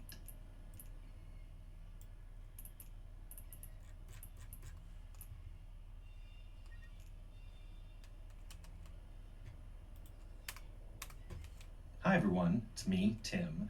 Today I want to talk about NPCs triggering each other. This is in React.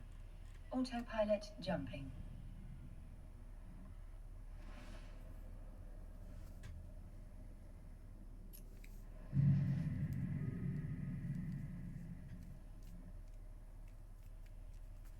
Warping to station.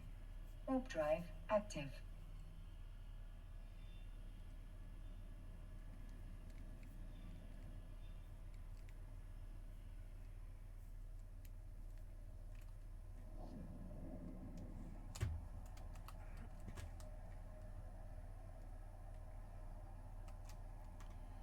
Man, it takes forever to walk when you're this, like, loaded. I shouldn't have gotten this loaded, but I mean, whatever. It doesn't really matter. Just walk. Approaching station.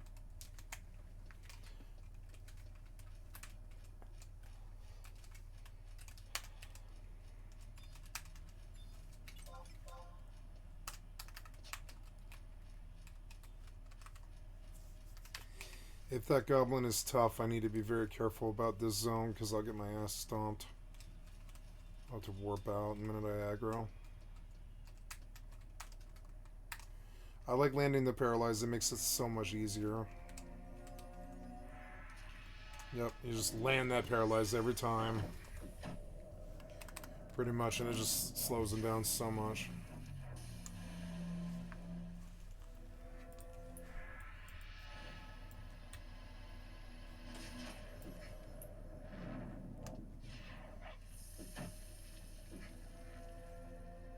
Docking permission requested. Docking request accepted. Docking permission requested. Autopilot disabled. Waypoint reached.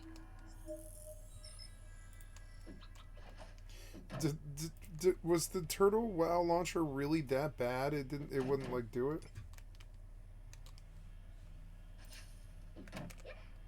The turtle thing that I just did. You can't actually install, or what? You can't install this?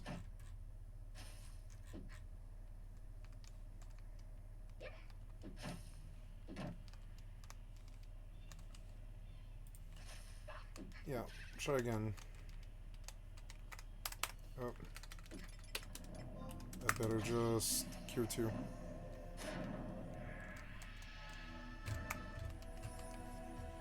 Nice.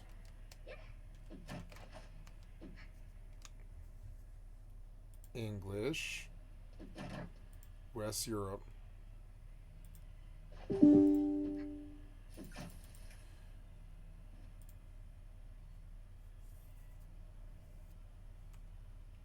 I don't understand why you won't let... I mean, this launcher, I like this launcher.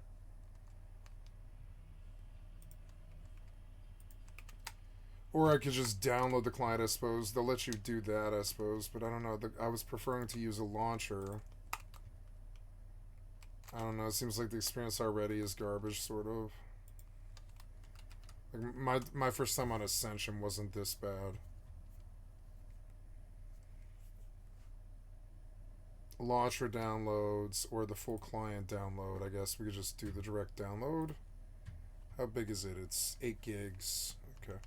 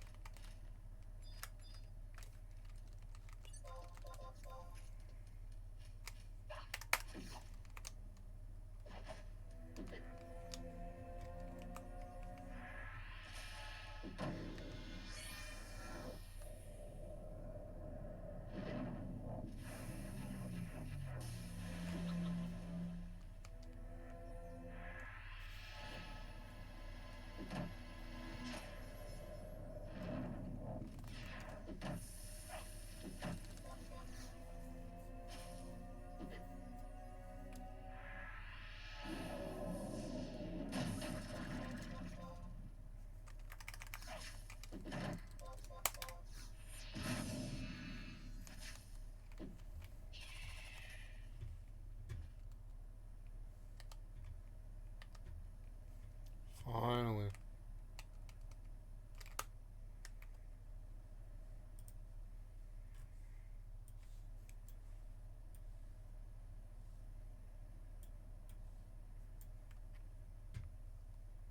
I'm gonna run this market down, aren't I? It doesn't matter. I want the goddamn tables. I'll get them too. Doesn't matter if I do the farming here or there. Doesn't matter what happens. I'm still gonna get the tables. I think about what tables I want first, but then I'm like, no, I can just stuff a table. I can do it alphabetically. You know, it's gonna take days and days, but I'll do it. I'll unlock those tables. I think the idea of crafting is actually really cool. Like if you can do it right out of your house, that's actually so dope. When if you got like a full setup in there.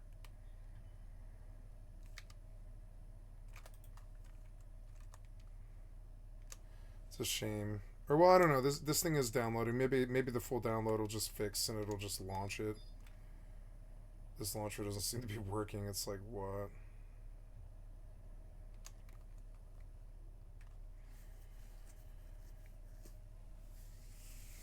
But yeah, a free hardcore character that doesn't cost me any money. Yeah, this sounds pretty good. And I can like do all the mods for like full voiced quests and all that, and I focus on the quest that day. All I have to do is one quest that day or whatever, and I just fuck around and kill stuff or whatever. I think I might go BM Hunter this time. That's a class I haven't really played in hardcore at all. It'll be something I haven't done. Probably has a higher success rating. And it definitely fits the survival fishing hunter approach that I usually do for like games.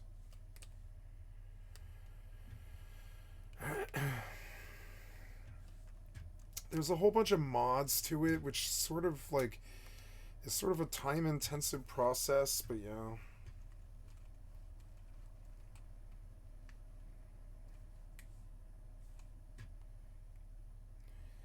I'm gonna move this off of my C drive. I don't want WoW on my C drive. I'll put it on my F drive. I don't care if the load times take forever. What's the log out? Does it even log you out? That's another question. Does it force you to log out? I guess it probably does, yeah. I'll stab some pig. Why not? It's a change up from what I've been doing a little bit. Let's go see what we can make in terms of butchering pigs just straight to the market or whatever. We'll throw the meat away and carry the rest and see what we can get off this.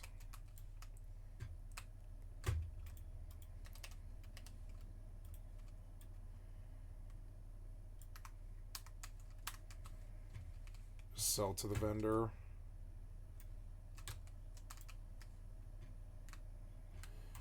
pick doesn't give you Clade, which is stupid.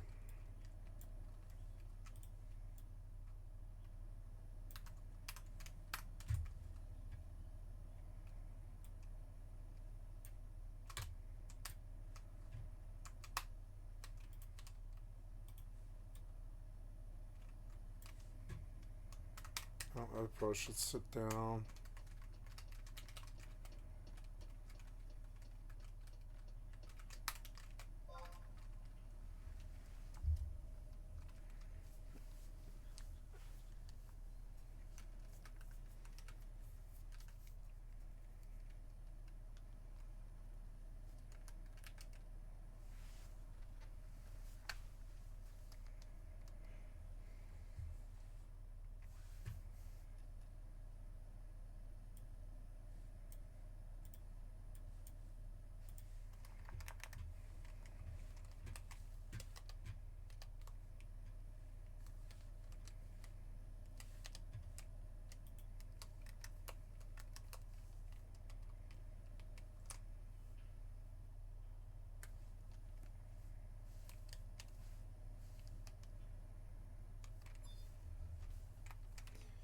See, why can't they do in New World what they did in Mortal 2? Mortal 2 did what New World couldn't really do. The houses in New World are not that bad, but they don't speak of living somewhere. They speak of you being in the town, which is like really not a player housing vibe to me. You need to be able to go out in the world and set down somewhere and start to strive and make that base the best it could be.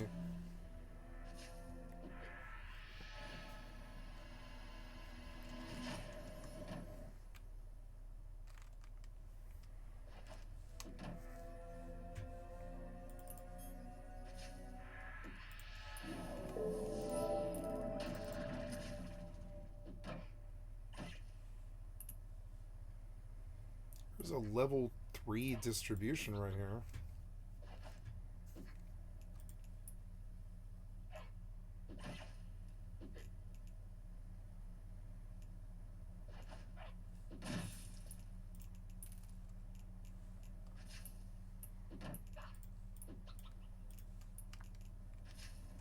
Oh no! He smacked me, but he won't kill me though. Yeah, but I just full heal on him. And then I just do it again. Like, what can he do? He can't kill me. But at least I caught it. I could have lost the character there. See, this is what happens when I don't pay attention. I deserve it. I deserve to lose the hardcore character. This sapling was nasty for some reason. Here it is, though. I full healed. Sorry. Getting some club skill off him. He's a decent challenge. It's good. Whack him. Banish him. Fuck you, sapling. Aw, you interrupted. Full heal again. You can't win, sapling. I shall bash you to death. Shasha, shasha, shasha, shasha, shasha. Whack, whack, whack, whack, whack, whack, whack. Duh, you.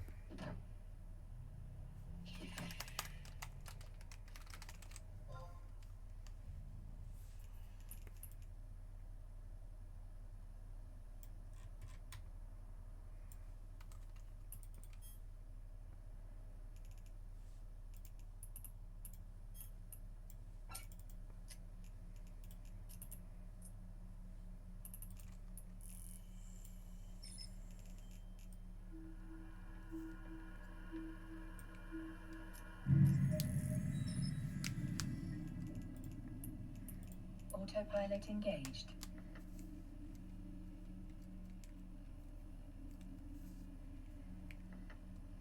Warping to Stargate. Warp drive active.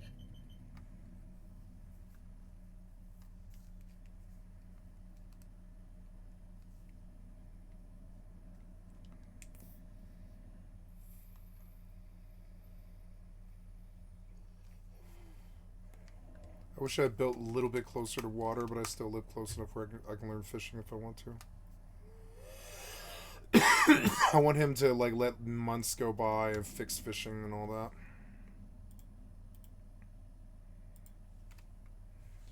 Yeah, so this thing, I want to retitle it as Turtle Wow.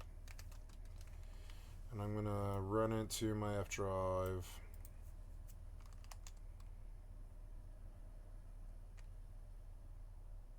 That's fine, yeah, I don't care about its properties or whatever. No, I don't care.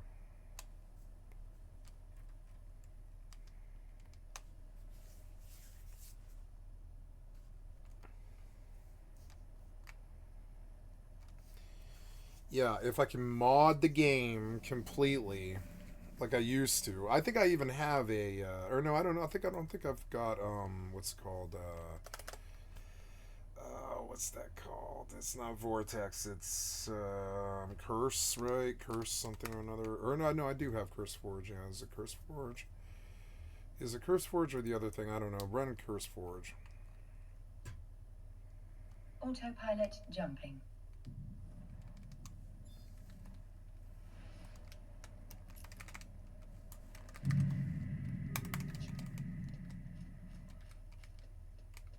Warping to Stargate.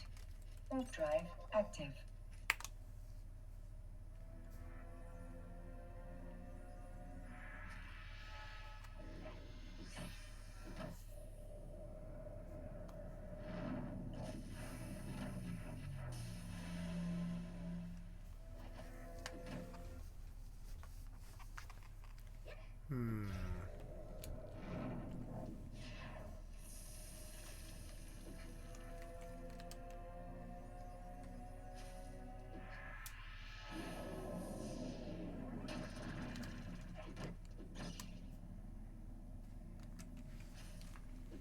These saplings are a little harder than they initially look. Approaching Stargate.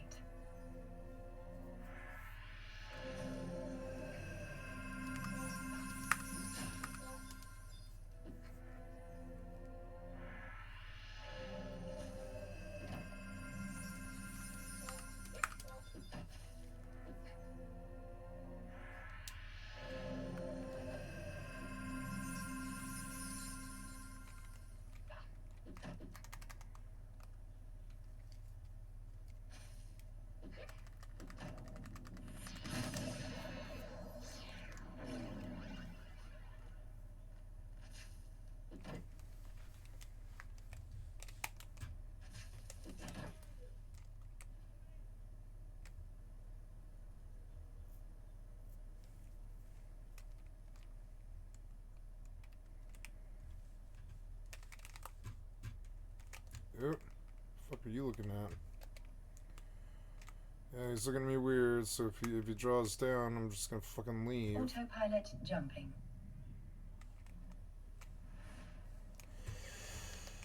Fucking weirdy.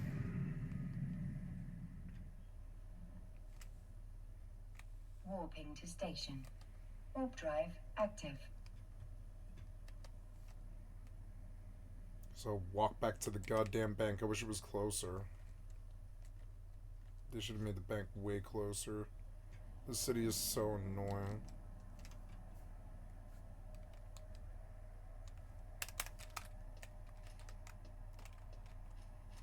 I guess I'll just kill these two saplings over and over again until they're too weak.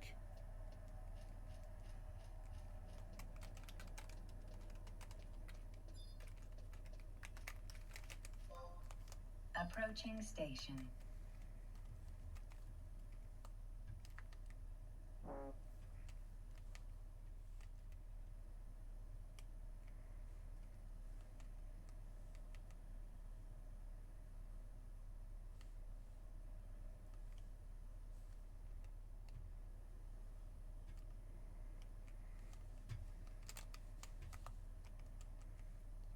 Yeah, I was just like, there's no bank on this side. Is there? No, that's closer. No, this stupid city.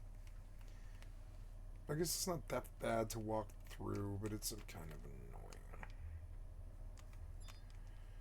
Okay, you don't like copying that, yes. And then, so come down here. We'll take a look at the hardcore on Turtle Wow.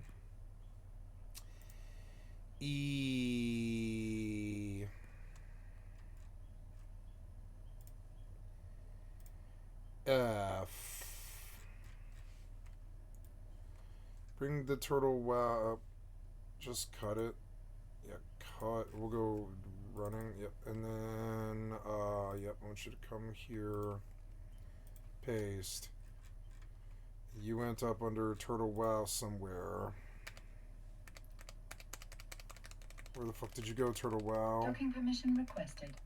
Docking permission requested. I think you just showed me for a second there.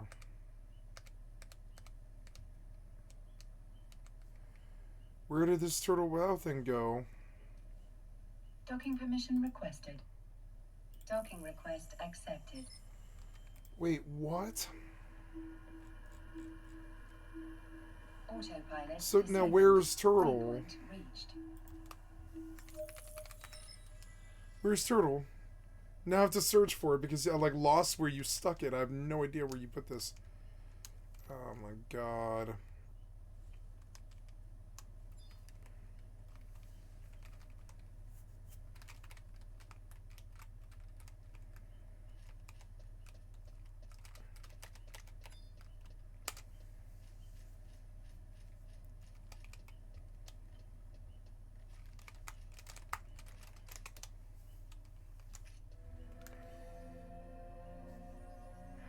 Okay.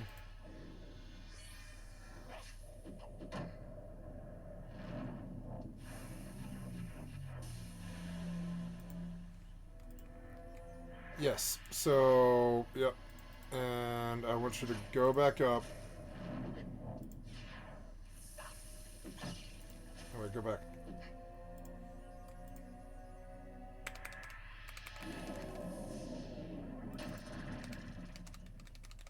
But you're not showing me this turtle wow folder, which I don't really understand. There it is. Wait, am I dying? I might be dying. No, I'm not dying. I'm not dying.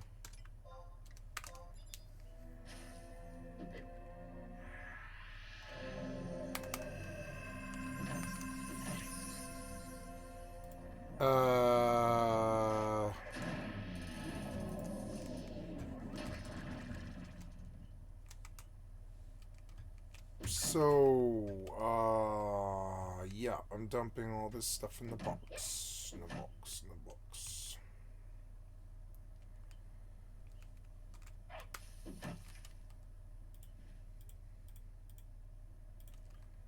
Yep.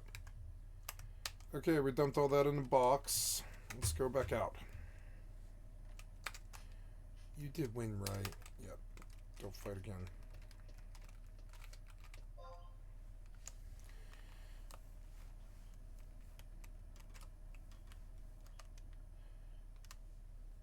Okay, so now, sure, update, why not? And then, I want you to make a new file. Nope, that was not it. Nope. Oh my god, stop. You're so annoying. New folder, turtle, wow. We come back up here. Where'd you go? Where'd you go? I made a new folder and now I don't see you. Where are you, new folder? Oh my god, you should be right here at the top. Date modified. Nope, you didn't do it. I want you to try again. I want you to create a new folder. Call it turtle. Wow. I don't see where you're... No. There. So, okay, but I still don't see where this is. Ugh. Cut. There. Paste. Now we can work contained where we should. So, extract here. Yeah.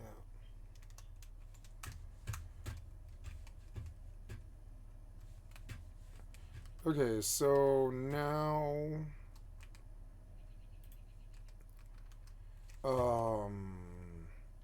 I guess I'll chop stone right here, I think, actually. See if anybody's done this recently.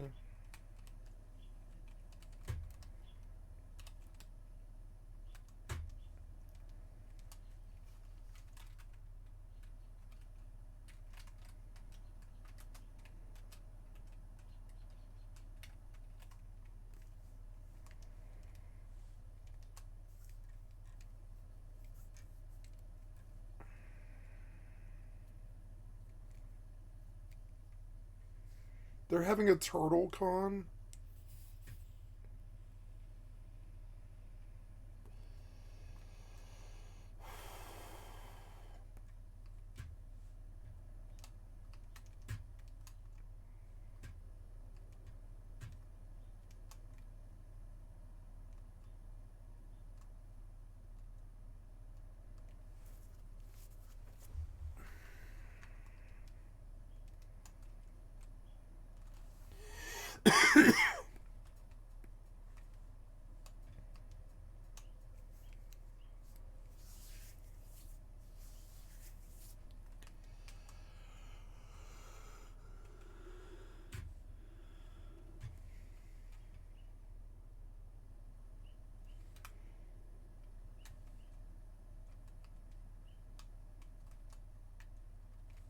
The UE5 trees don't look so good anymore.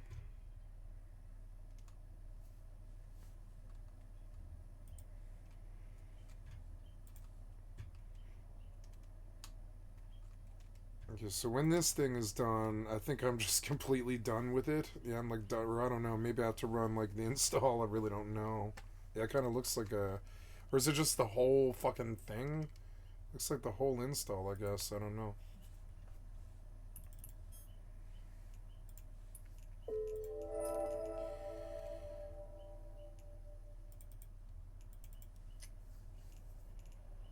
That was not the same Galente Federation, but I mean 12, you know, whatever.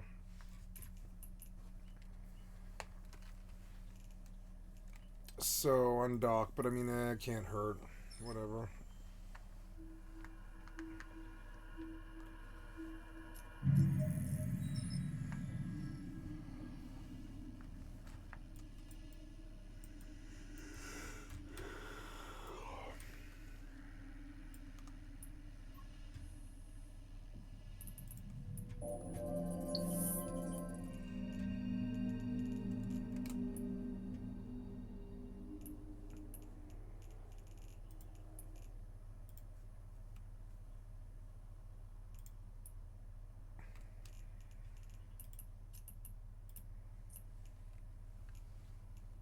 Autopilot engaged.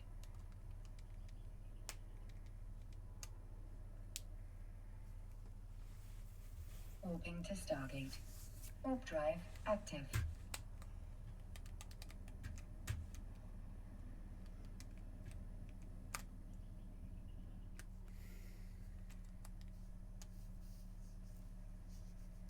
When I have all the crafting benches, that might really open the fucking game up for me. Might make it really worth it. Yeah, the whole world of private servers sort of fascinates me. I think of the successful private servers, and Turtle is one of them. Approaching Stargate.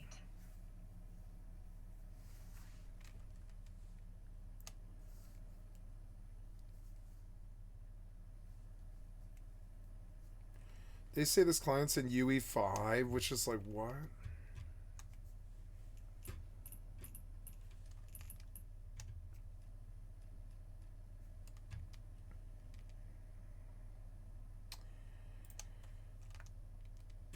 I think I will load a Skyrim.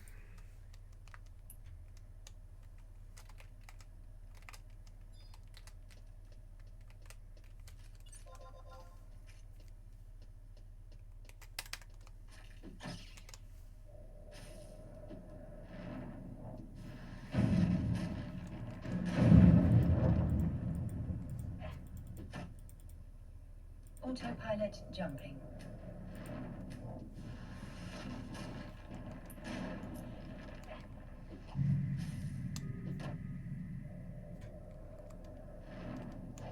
Warping to Stargate.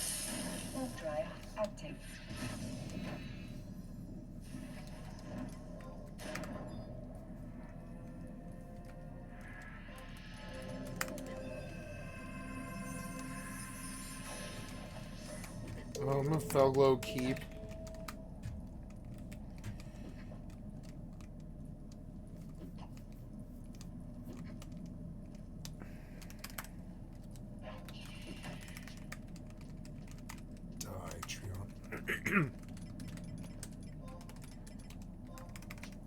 Approaching Stargate.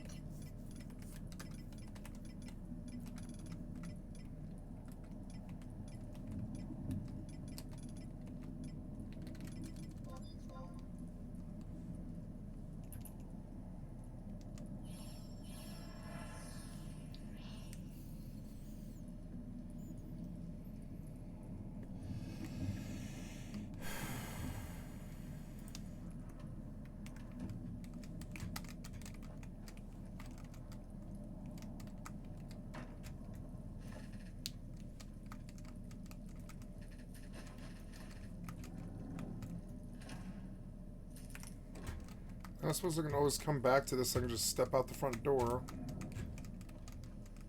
Oh, shit. Ah.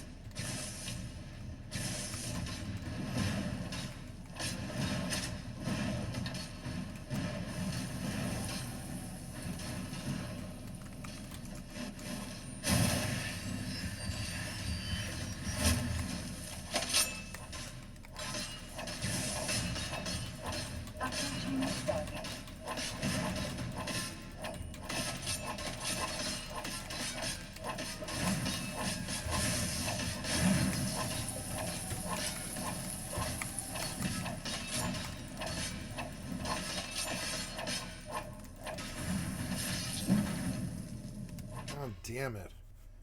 How did the mage full heal?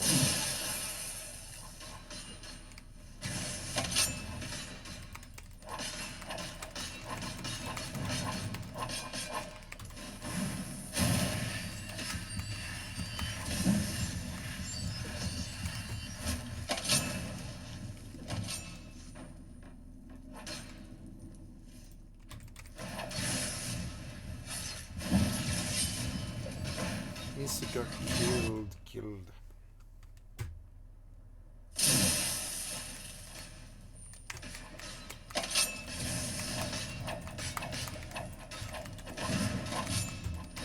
Goddamn fire mage. Stop causing chaos. Ah.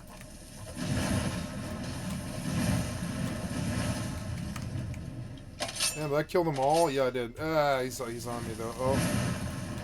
Oh. Save though. There you are. I was like, where's my team? What the fuck? Oh.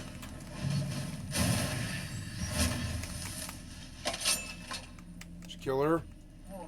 Yes, you did. Nice.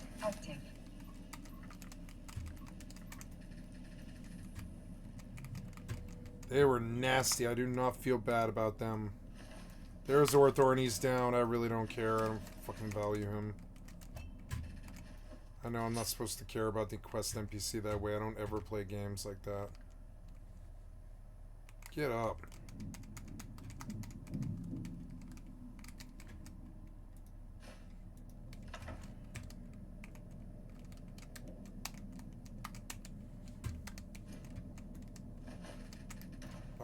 Get up. Save. Approaching station. Oh god.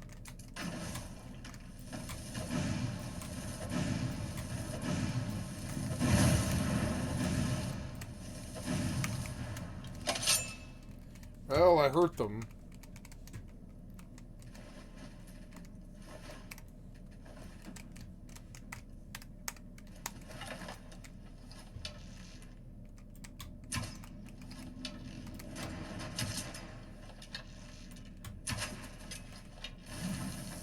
Oh.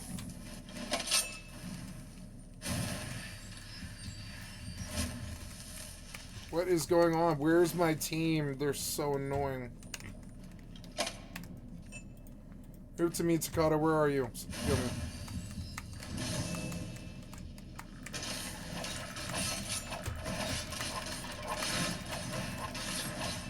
Docking permission requested. Docking permission requested.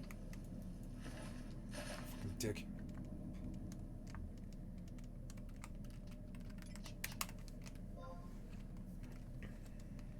Docking permission requested. Docking request accepted. Autopilot disabled. It's cold in here. I'm gonna turn on my heater.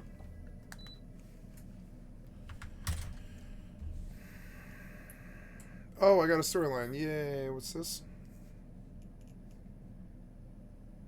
Ah, all I have to do is move cargo. Cool. From Sheenin's, whatever. That's, yeah, not far. And then take it to some other place. Yeah, fine by me. Let's go do that. Wait, abort. And I want to take these as well.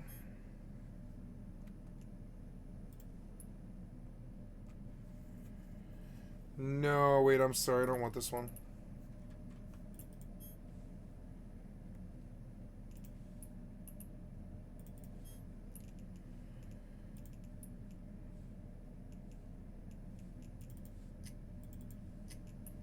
Yep. Okay. We're at 1 here. How's my weight? It's at like 83. Let's just run back and maintain the run speed. I'm learning that it's just stupid to slow yourself down. I guess I could like get a horse with this money right here or whatever. Or I don't know if I have enough, but yeah, like I think I'm kind of making progress here towards benches.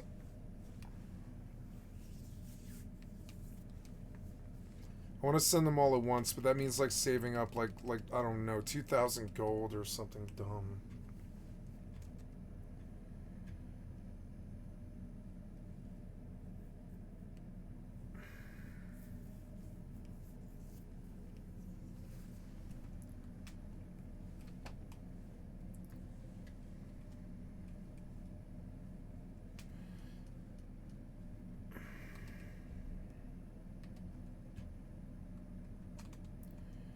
So did we unpatch here or whatever?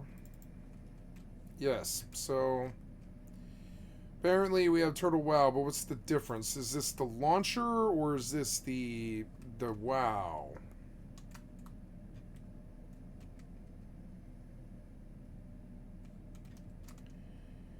Nothing happened. Oh, there we go. Good stop. Or I guess that was actually what I wanted. Well, it felt good to get some progress in here.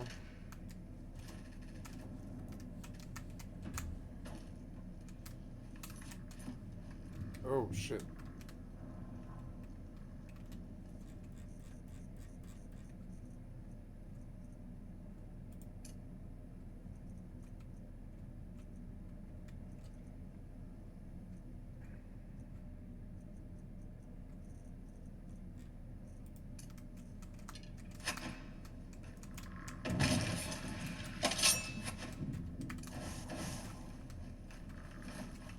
Fight him.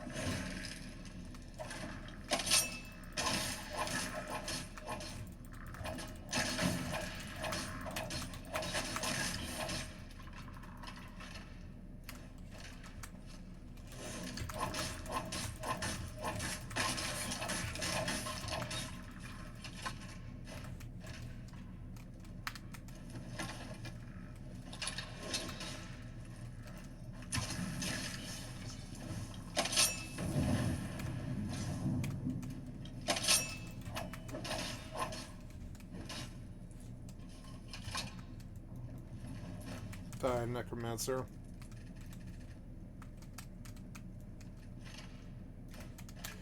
You did pretty well in here, huh? Did you sit? Yep. Okay, so, yep, I want you to fight Sapling and dot him.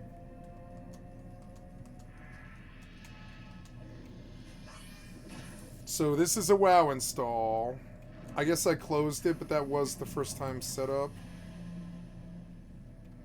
that it started. I think I'll close this.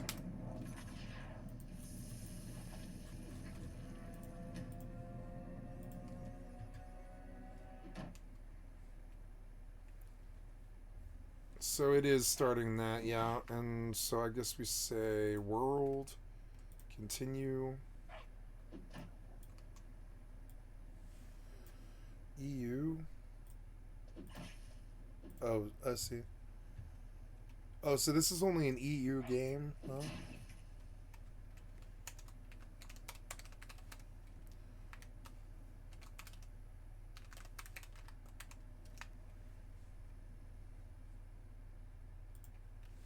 Oh, I thought I got in. Well, maybe I didn't.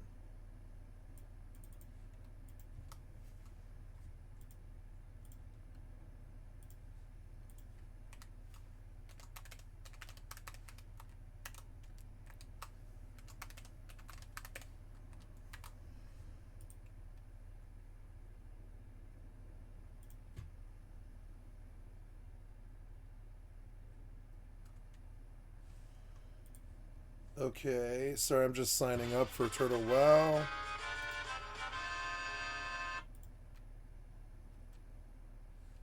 Okay, now log in, okay.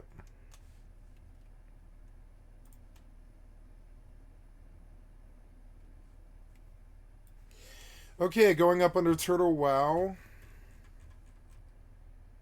Add-ons and mods.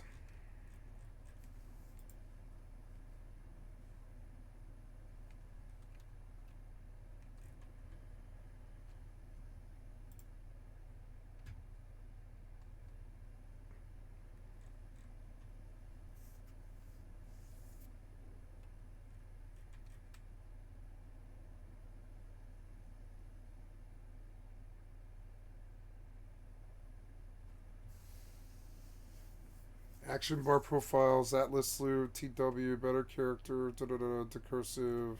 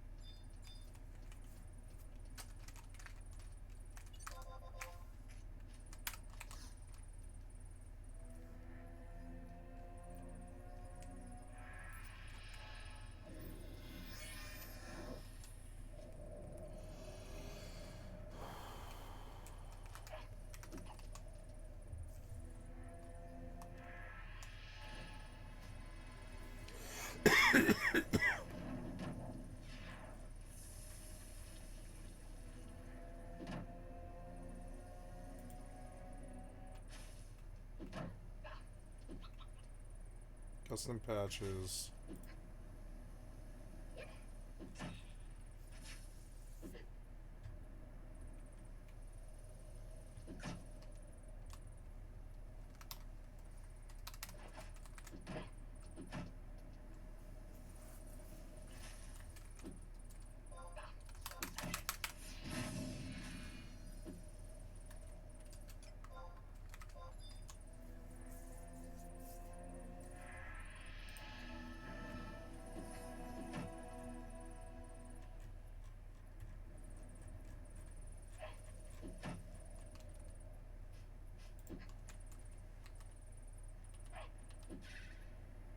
Yes, I got a 7 gold rough adamant.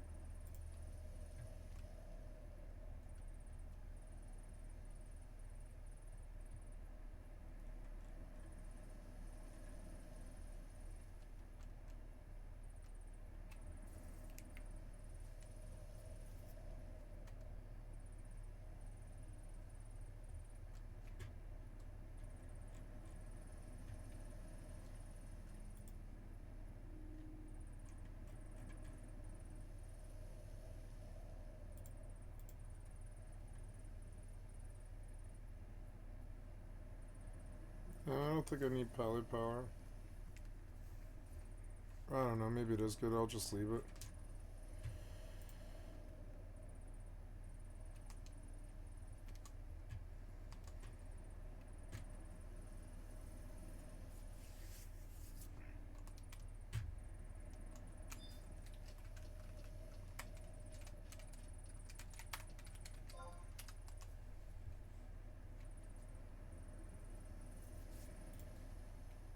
Oh yeah, another instance of what I was running?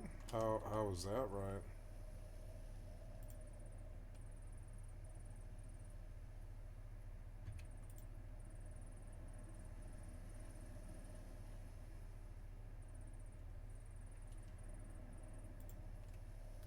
Oh, I see. Oops.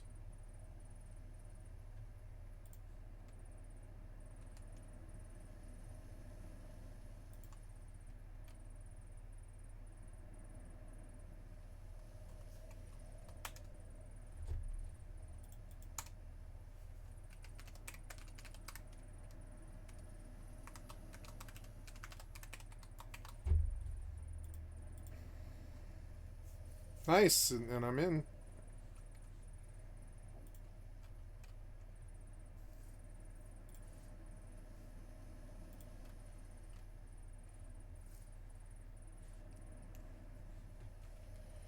It's odd that there's no options for sound. No sound. But I don't know.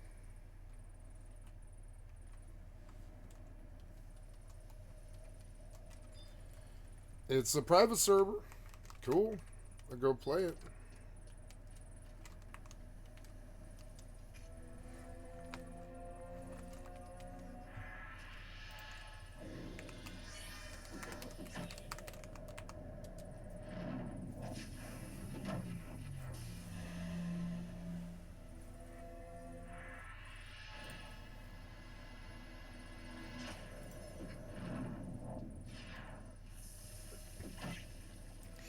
Oh, I see what they mean by UE5. Okay, wow, UE5, huh?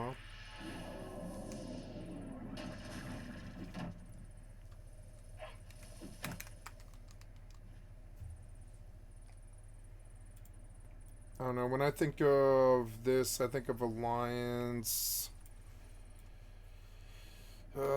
Night Elf Hunter, do Darkshore and all that. I don't know, I guess.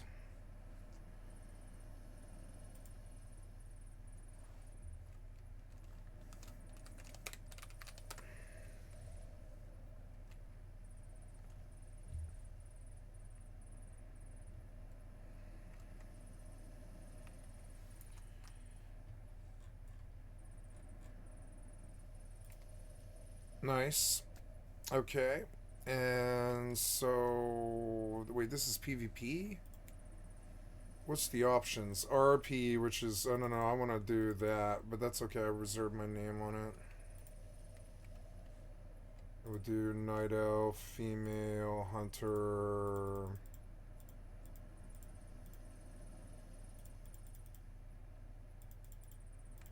I see what they mean by UE5, that's interesting. Maybe the frame rate's better. Yeah, she looks good. Yep, and now we reserve the name and all that, so cool. And here we go, we're on the RP server. We're gonna go in as a hunter. Yep, look at that load. It's a different it's entirely different client.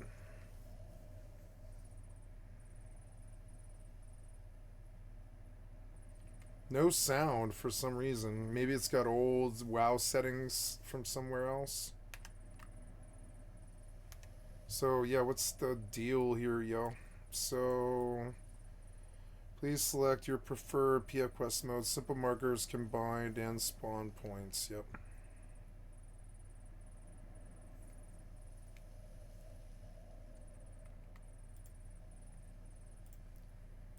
I'm the first run wizard that will guide you through some basic configuration.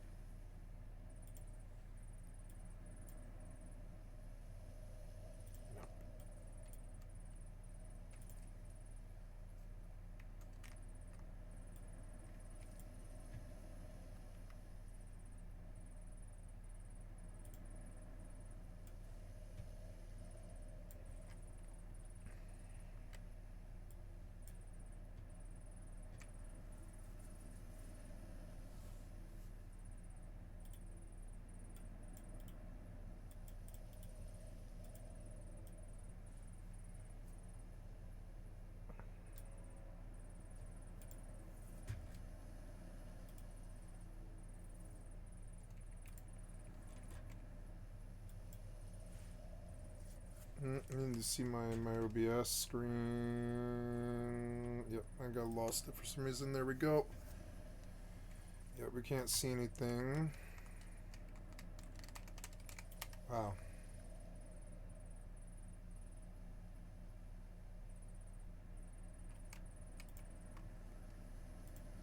Yeah, I was like, why is the resolution so fucking low?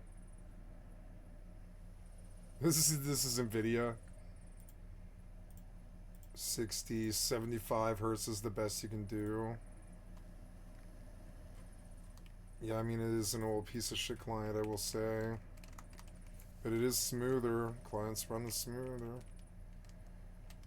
Well, yep, it's its own version of WoW. It's kind of funny.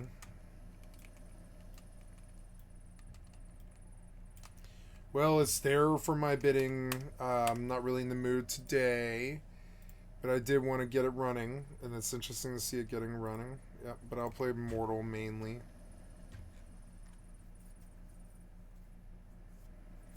So, yeah. Now we walk back out.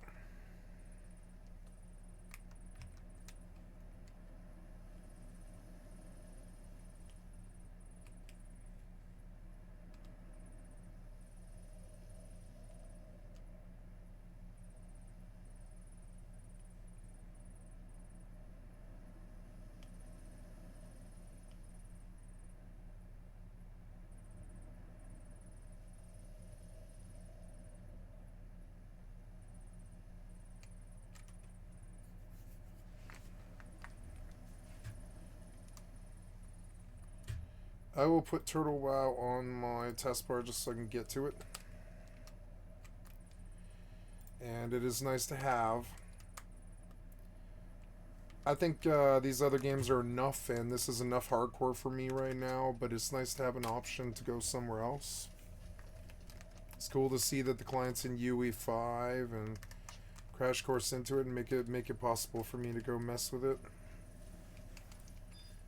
Might level a hunter, looking at it from a private server experience, which I haven't done in a long time. I haven't looked at a run from a private server point of view of hardcore and stuff. It might be very interesting.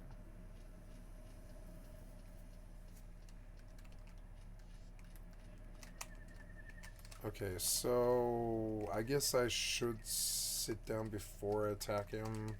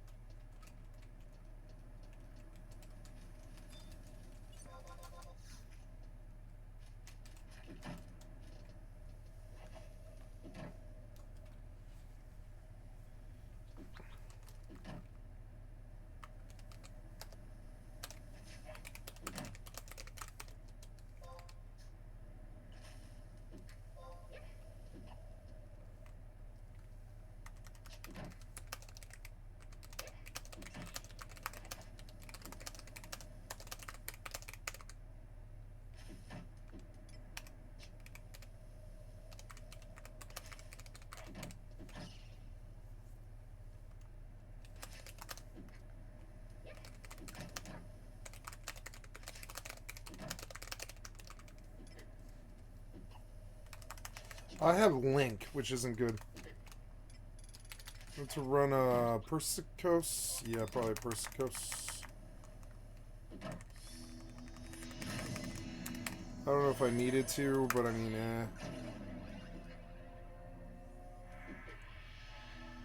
I took it seriously. It's a hardcore character. I'm not trying to fucking lose, you know?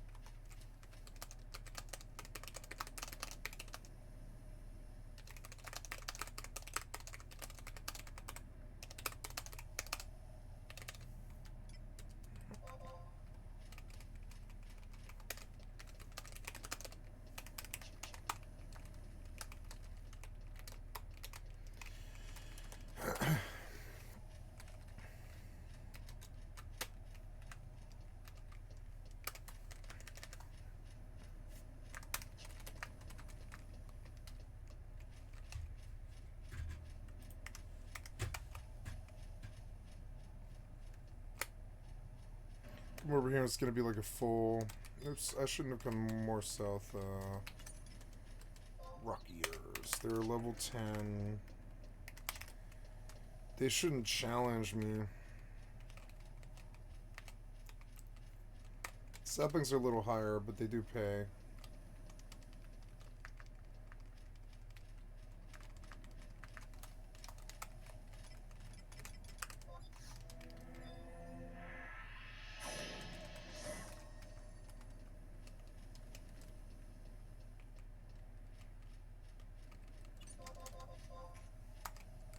Oh, gotta be careful that just pulling like that. What is he? He's 10, he's fine. Good club skill off him. I mean, I have the regen pot, I should use it.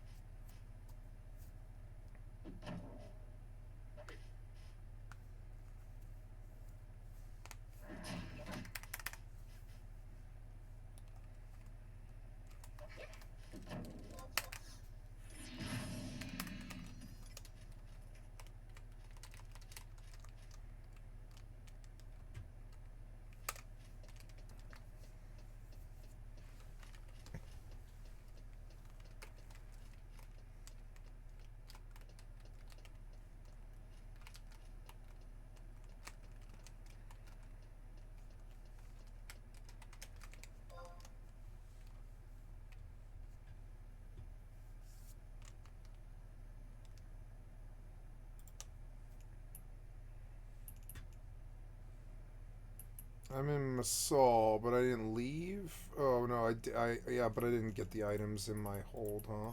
There we go. Okay, now we're going out. So yeah, and then after that we go back to Onsal, which it goes add waypoint. Then back to Alldayerrydaybaby, add waypoint, and then we come back here.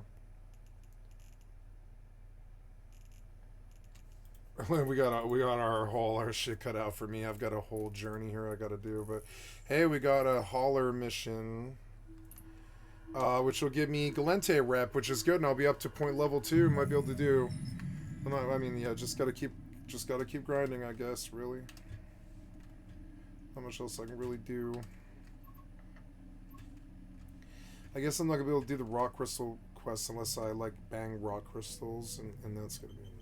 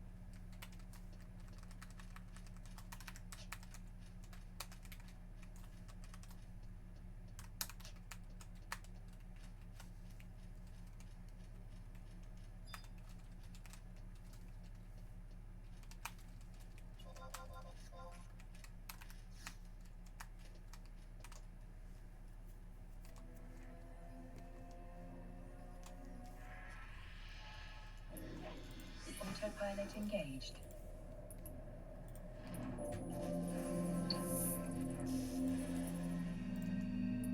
Warping to Stargate.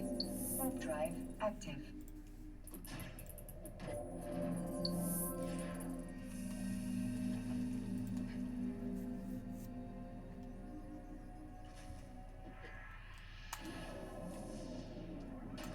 Whack.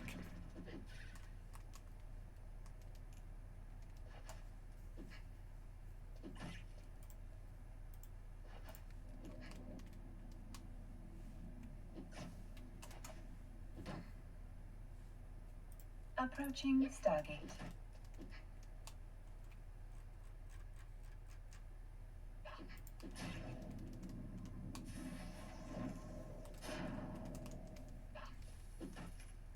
Oh, oops, did I close like all of my... Yeah, I did. I closed like all of my Chrome. Oops.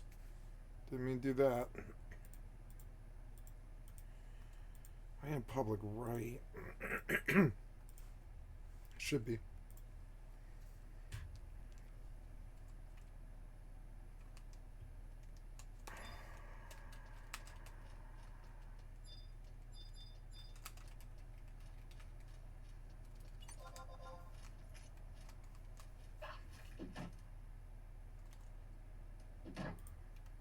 I'm unlisted and not public. I don't know why.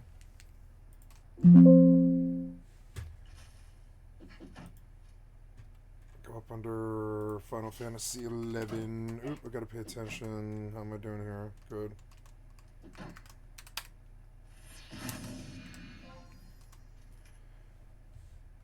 Okay, unlisted, public, done. Let's go start.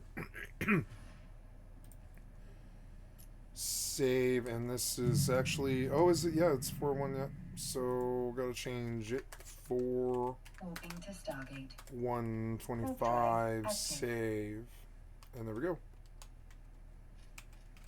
Ooh, Treant bulbs. I wonder if I get stacks of them. I mean, the Missile Lizard is good, but he's DC, and that's not really my ideal. Because if they freeze me, or sorry, if they petrify me, I'm fucked. I can't really do anything about that. I'm definitely not going to pay attention. So I don't need to fight Liz, and I'm not going to. That's not a requirement, and I'm not going to do it. I like Constead Highlands. Okay, we kill saplings for a time. Approaching Stargate. My throat appears to be sore.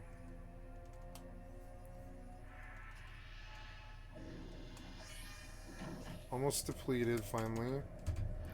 This rode for a while. Yeah, I got like a whole stack, so go back.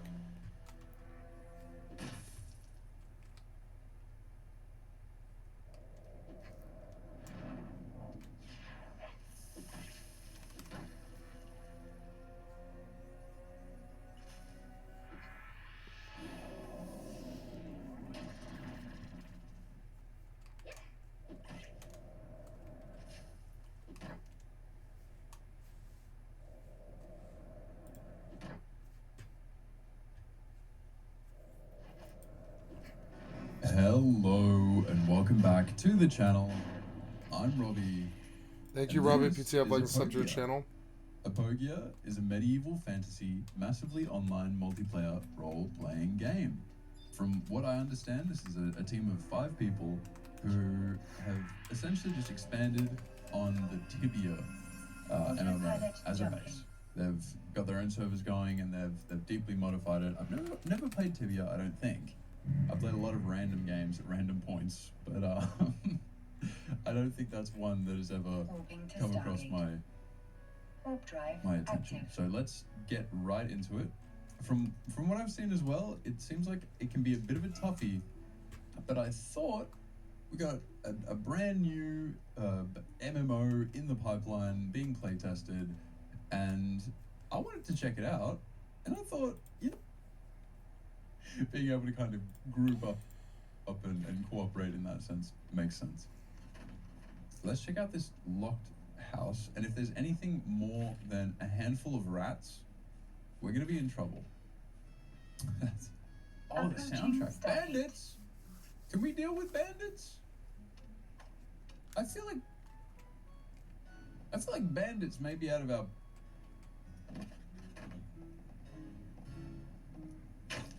Just fight now, you're committed. Yeah, we're not dealing with bandits. It's not a bandit kind of day. I'll wait for these guys to come in. Oh, here we go. No. Let's just loot this crap and get out. Maybe I can kind of...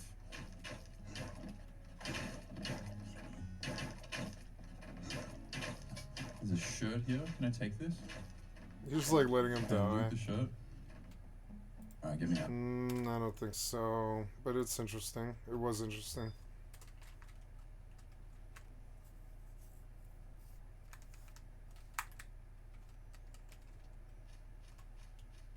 Autopilot jumping.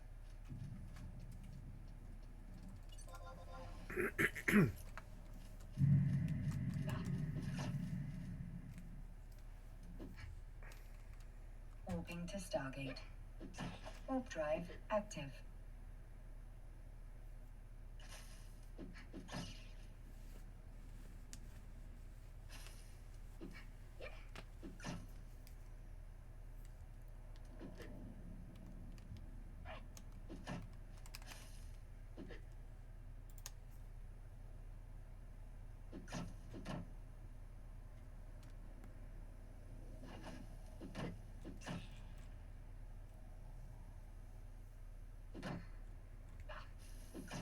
Approaching Stargate.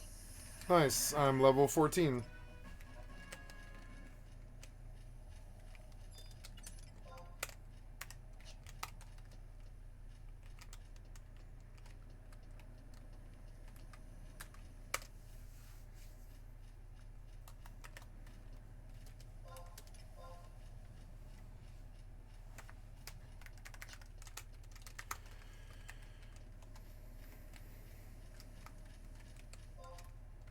Let's just sit. I'm going to go pee. I'll be right back.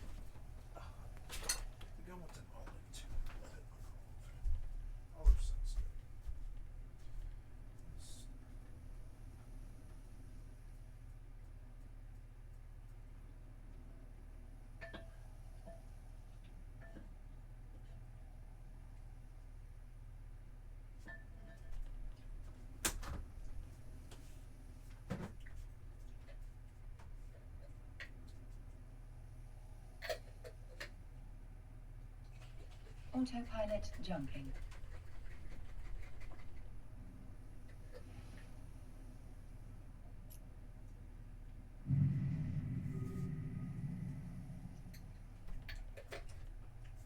Warping to Stargate.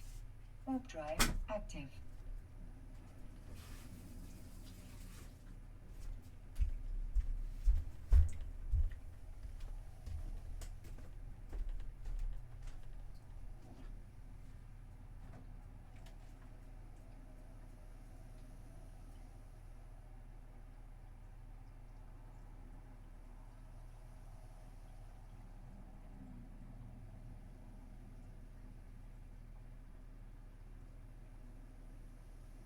Approaching Stargate.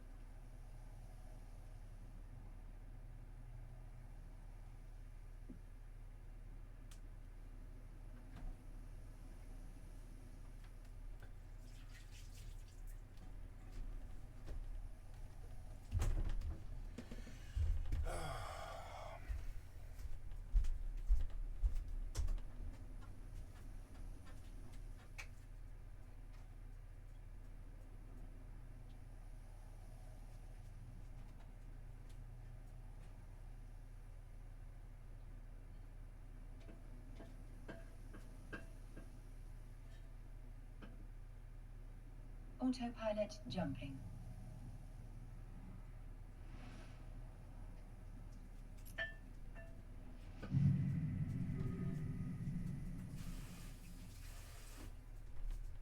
Warping to Stargate. Warp drive active.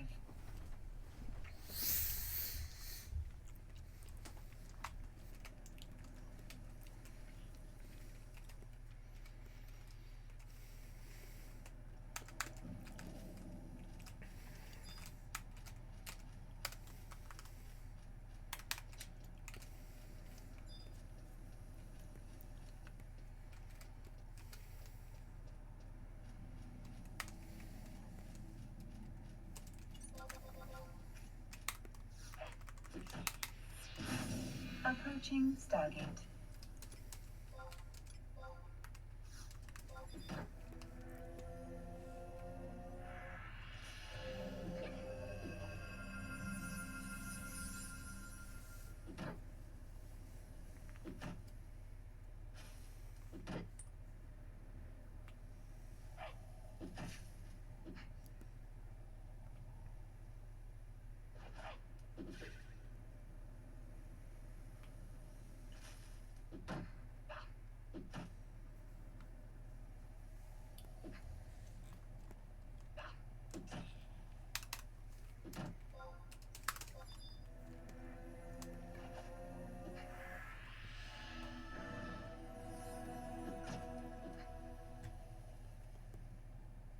You keep trying to pitch this video with me. I'm not interested. Imagine opening Discord to see you've been banned for child safety, for saying the word yeah. Or imagine you're me, obese and sits in a basement all day, and you reported a femboy server with naughty images of minors. Yet Discord ignores your reports and does absolutely nothing. If I haven't made it clear yet, Discord is extremely broken. But there's something that Discord was forced to make. Something that can make your Discord report stronger, and something that can get you out of a false ban on Discord. And the thing is, Discord doesn't want you to know about it, which is exactly why I'm telling you. So anyways, this whole thing involves something called the DSA, Digital Services Act. I don't like this guy. I don't know, maybe he's fine.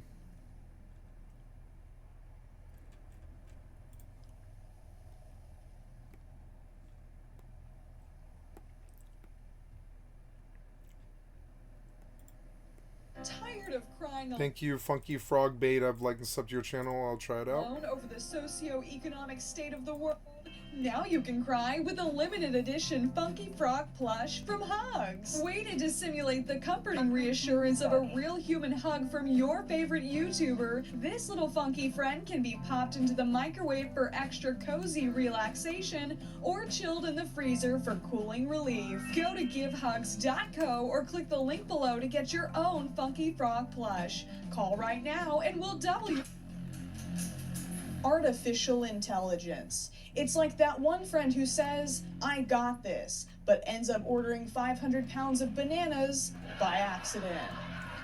Today, we're diving into the real dangers of artificial intelligence. Spoiler, it's not just rogue robots. It's those weird, can I help you moments when you least expect it. Let's find out. Before the bananas take over, hey man, can we Can we talk for a second? Yeah, what's up? Honestly, I think this is some of my best work, and I'm not just saying that because it's about me, okay? You are about to get so many more views than usual. It's just... I mean, who accidentally orders 500 pounds of bananas? The joke is that it's a lot of bananas. Yeah, no, I get that. I get that. Like way too many? I just feel like we're going for relatability here. Right. And I'm just not... Okay. I feel like you're mad at me. I'm literally not mad. Okay, so could you generate something else, please? It's not like bananas have been a staple of human comedy for the last century or anything. Okay, so you are mad at me.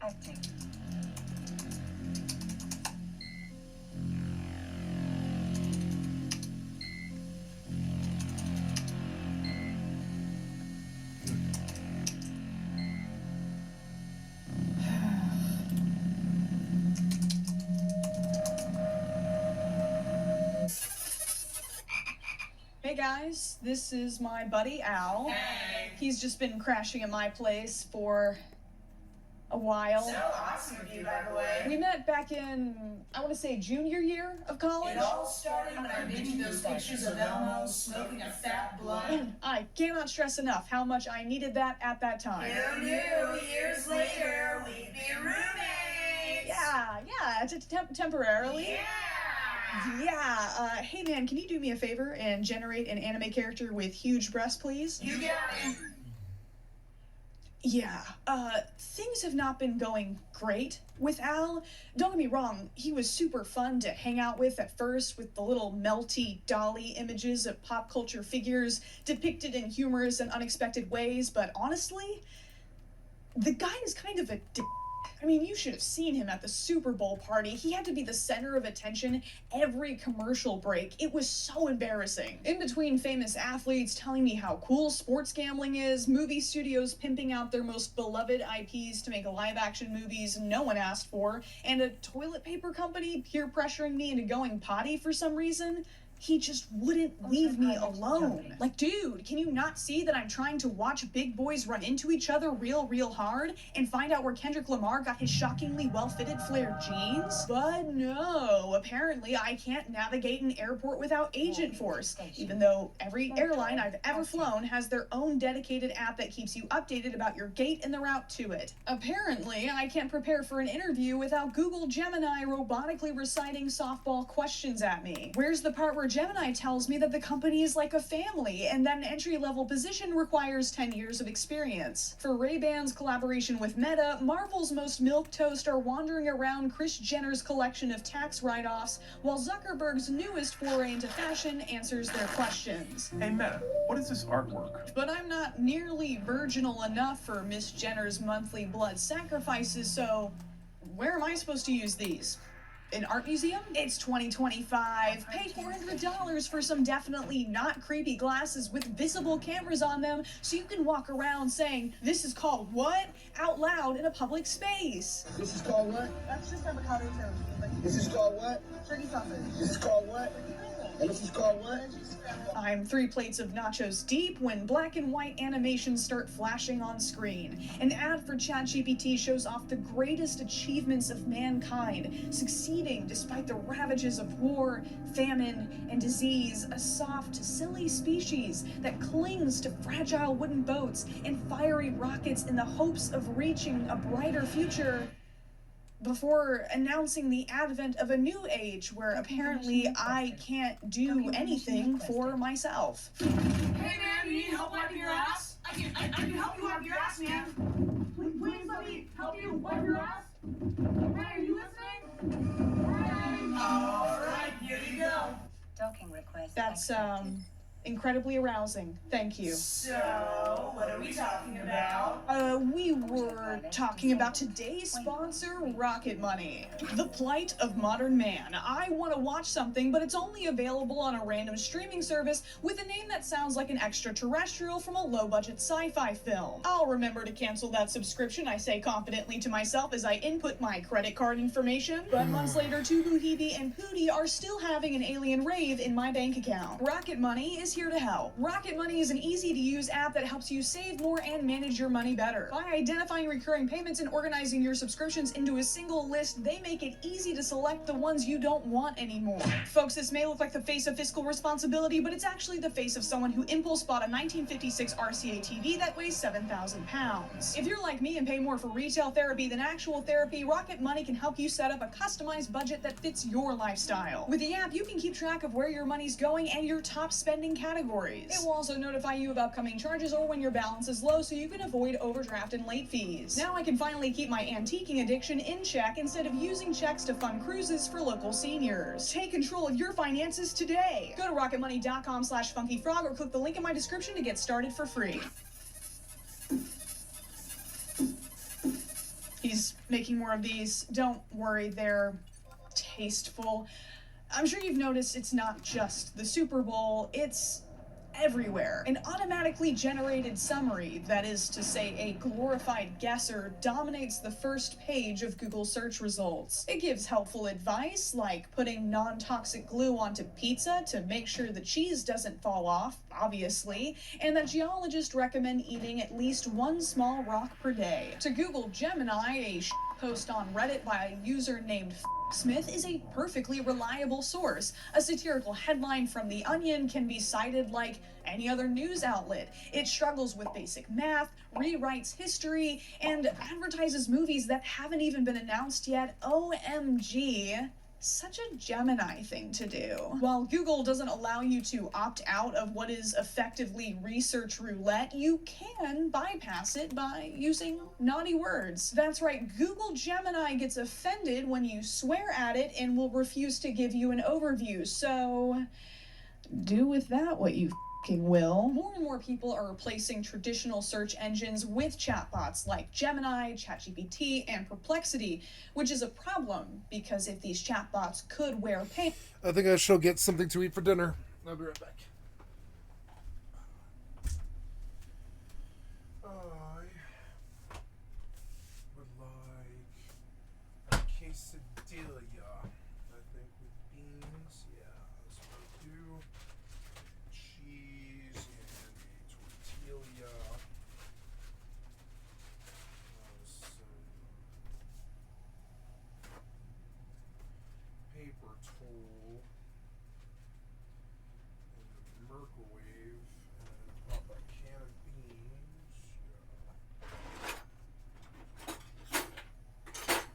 Oh, can of beans. I know that up there doesn't work, and I need the other one.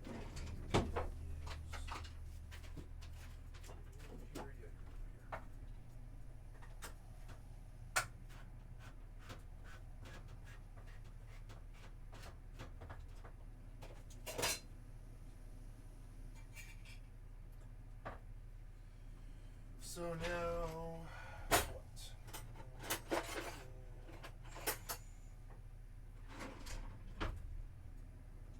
Fork out a pretty big thing of refried beans.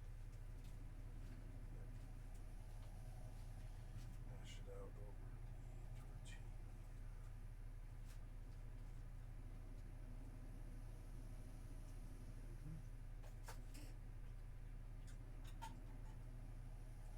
Can off the beans.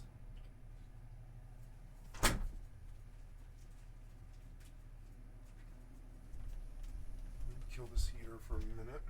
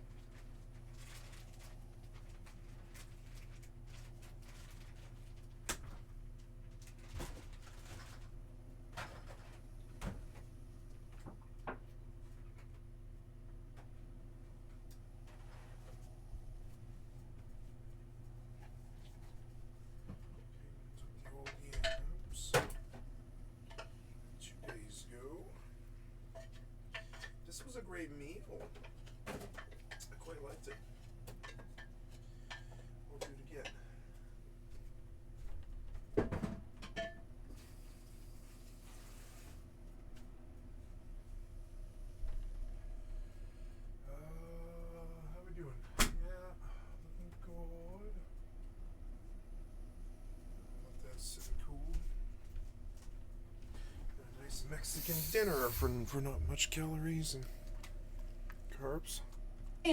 They would be on fire around 60% of the time, as reported by the only Tao got to Center walk. for Digital Journalism. I only got to walk for like 35 minutes today before I got sent to the fucking town to go fucking like go to the mailbox place. It was fucking annoying. Then I came back and my family was like, drink with me, and I was like, oh, okay. And I was like, okay, sounds good.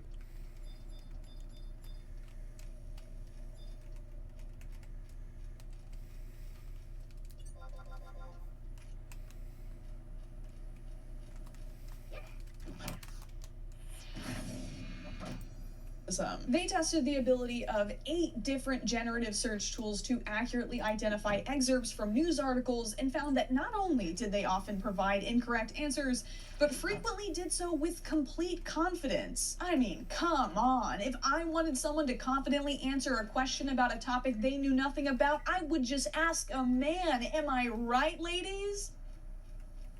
Up top, at the time of this recording, the first suggested image that appears after Googling the name of one of the most famous artists of all time wasn't even made by an artist. Every website is overrun with strange, melty clickbait. A link that says Bear walks into South Dakota hospital suddenly appears while I'm doing research for this video. What would have been a badly photoshopped picture is now a hyper-realistic bear looming over sickly children. Your grandmother is calling.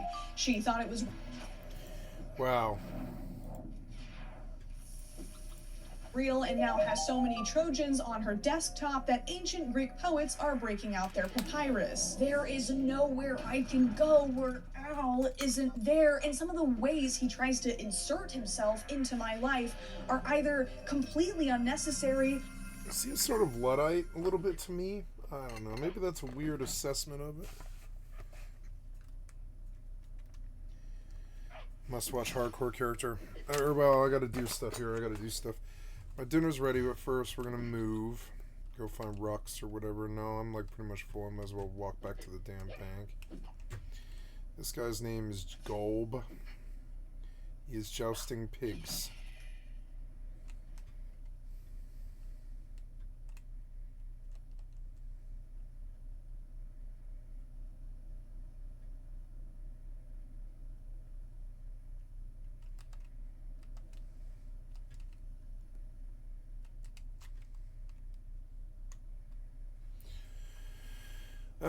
I like this video, but it's not really my style.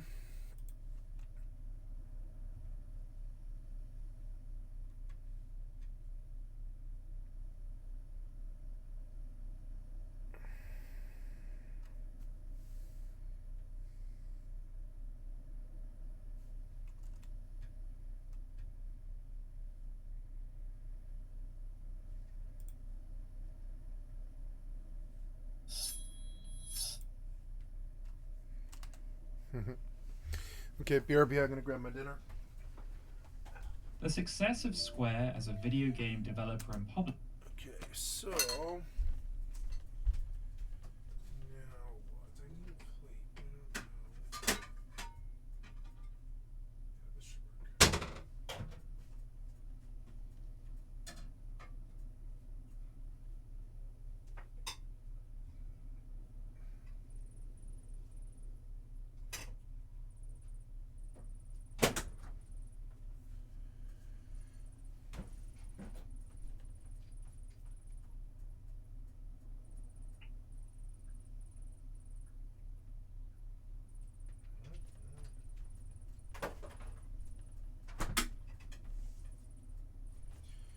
Okay, I want this and a fancy drink. Where's my actual cup? There it is. It's ice. I'll make a fancy drink.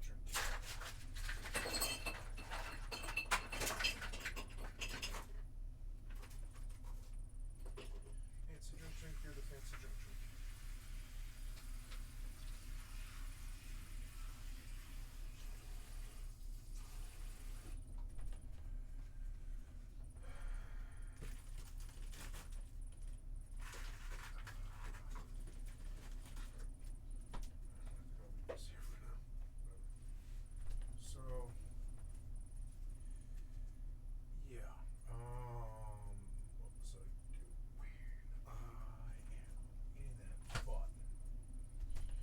First, I gotta make sure I've got a fork. I had a fork, but I don't anymore. There, that'll do for that. And then we make a fancy drink out of orange juice. 5 shots of orange juice.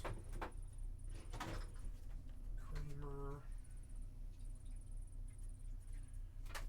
Dash of creamer. And some milk. Yep, we have a nice orange leche. Orange leche.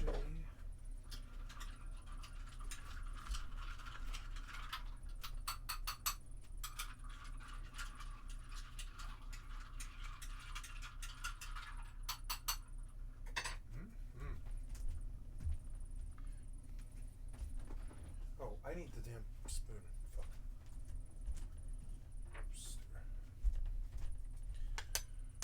Okay. Simple Mexican green Tabasco bean cheese concoction with an orange leche. Publisher is often looked at through the lens of Final Fantasy. And this is for good reason. Games associated with that franchise had the biggest impact on the industry. And even if other games were produced during this time that were deemed to have been of higher quality, their overall impact was dwarfed. This notion is further emphasized when looking at combined worldwide sales during that era. 8 out of the top 10 best-selling games published by Square were Final Fantasy. 9 if Kingdom Hearts is considered an honorary spin-off. When expanding to the top 20, Final Fantasy games account for over 70% of total sales. But things weren't always this way.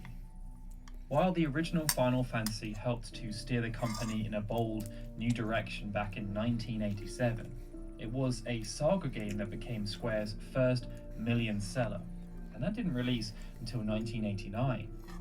And by the end of the Super Famicom era, only 4 out of the top 10 best-selling games in Japan came from the Final Fantasy franchise, with total franchise sales making up a much smaller distribution of the company's output.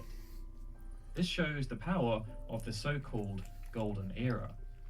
But the incredible rise of Final Fantasy masked other things that were happening at Square, and one of those things was a massive change in company culture. In October of 1991, Square only had 86 employees, and those employees had an average age of just 25.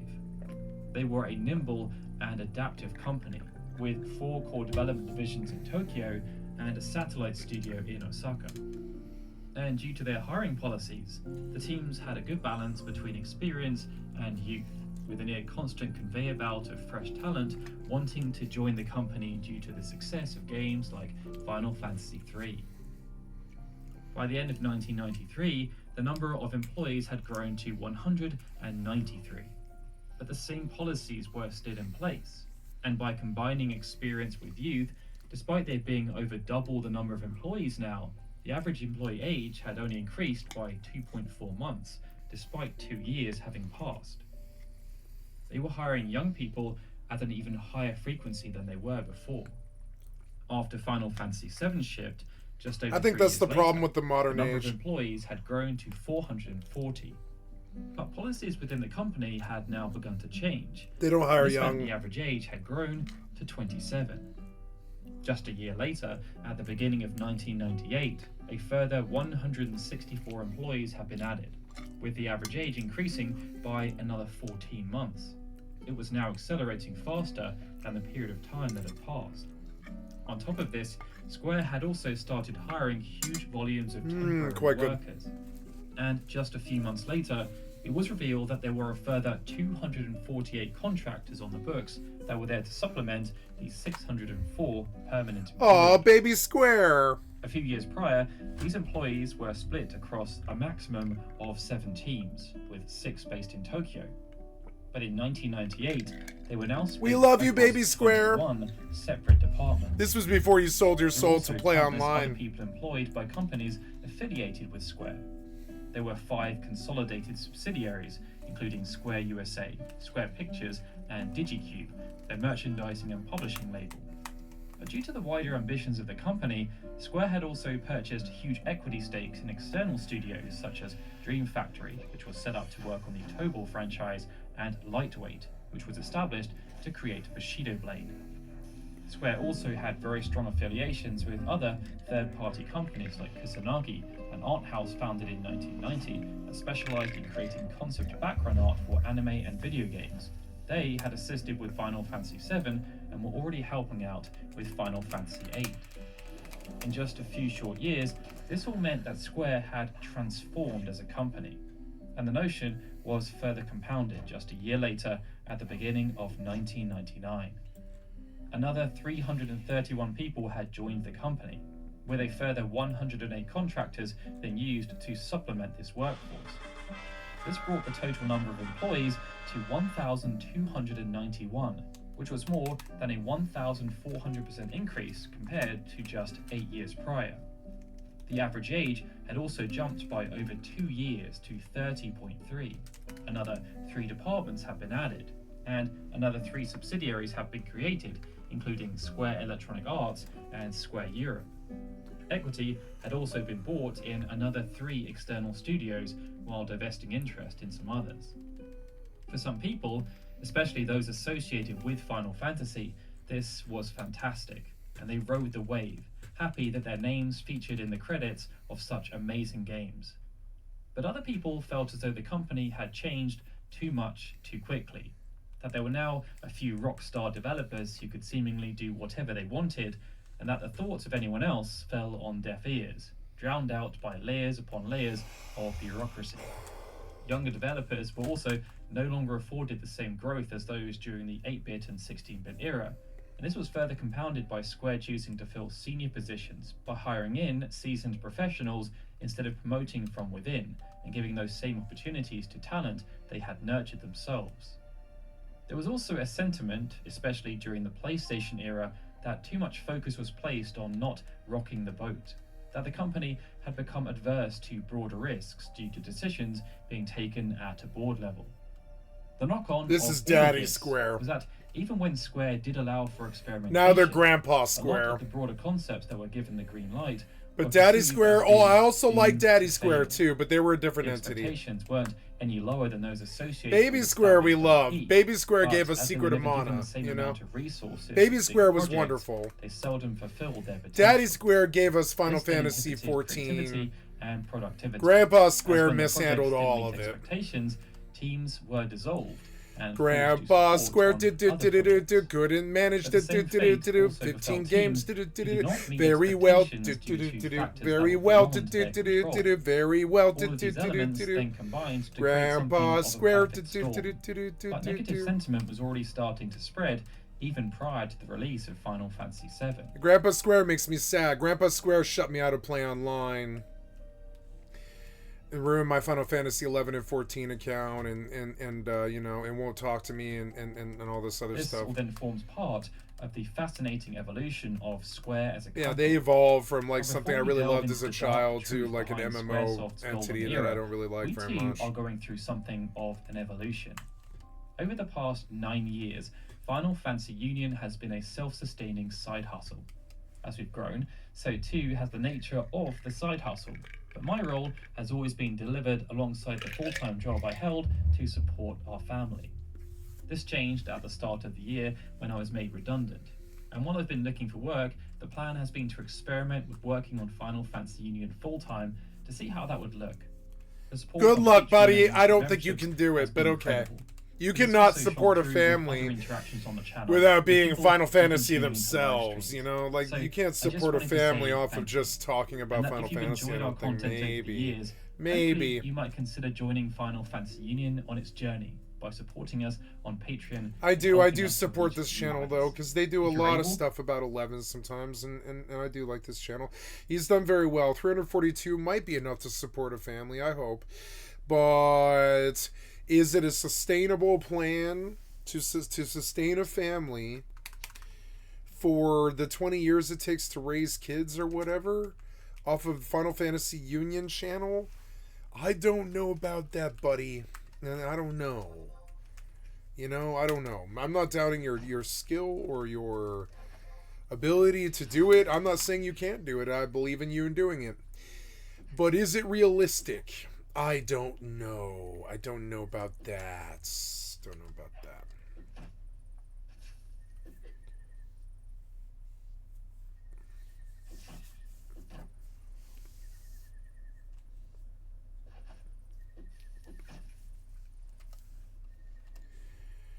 Okay, I guess I go chop trees. No, I'm gonna go to the beach and, well, no, I'm gonna look for stone over here and just chop stone, I guess, and see if it's respawned or whatever.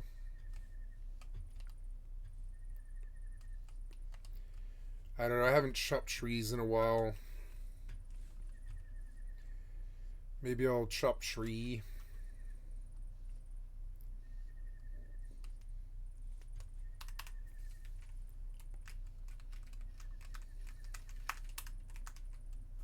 Spilled some milk. It's gross. It's on my shoulder. Fucking annoying.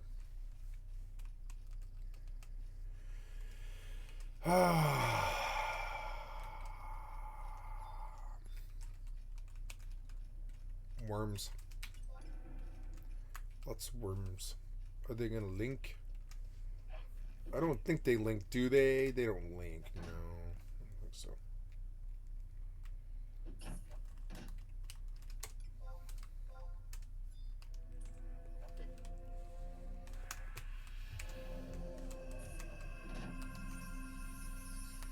Hopefully, since I'm out of Apex, I'll be left alone for a while. This is going to take days to buy the benches, but I'll be happy I did it. I can do it safely, too. I can transfer them. When I'm done and I've filled the house with benches, I'll buy more benches and I'll flip them on the Burnham market for 300 gold, and that's how I'll pay for everything. And I'll start doing spear crafting and magic stuff and all that stuff.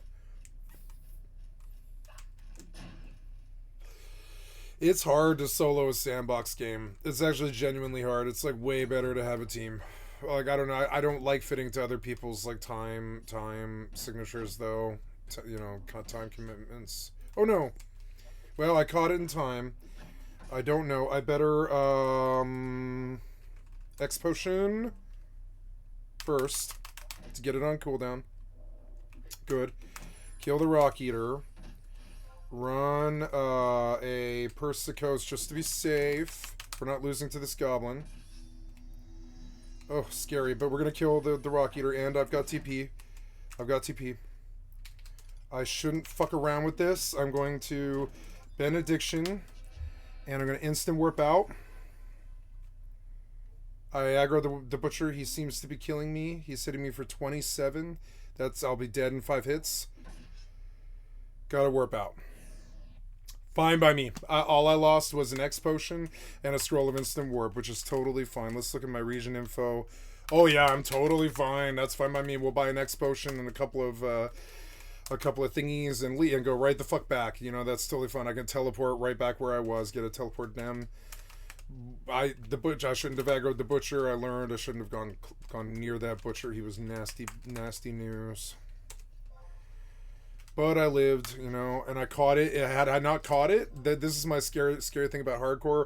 What if you aggro and you don't know? What if you aggro and you're in your alt tab? You're like, why am I dead? Why am I dead? This is why, like, you know, like where you place yourself in camps and stuff, it matters. So now we spend a bunch of money on food, which is sort of annoying.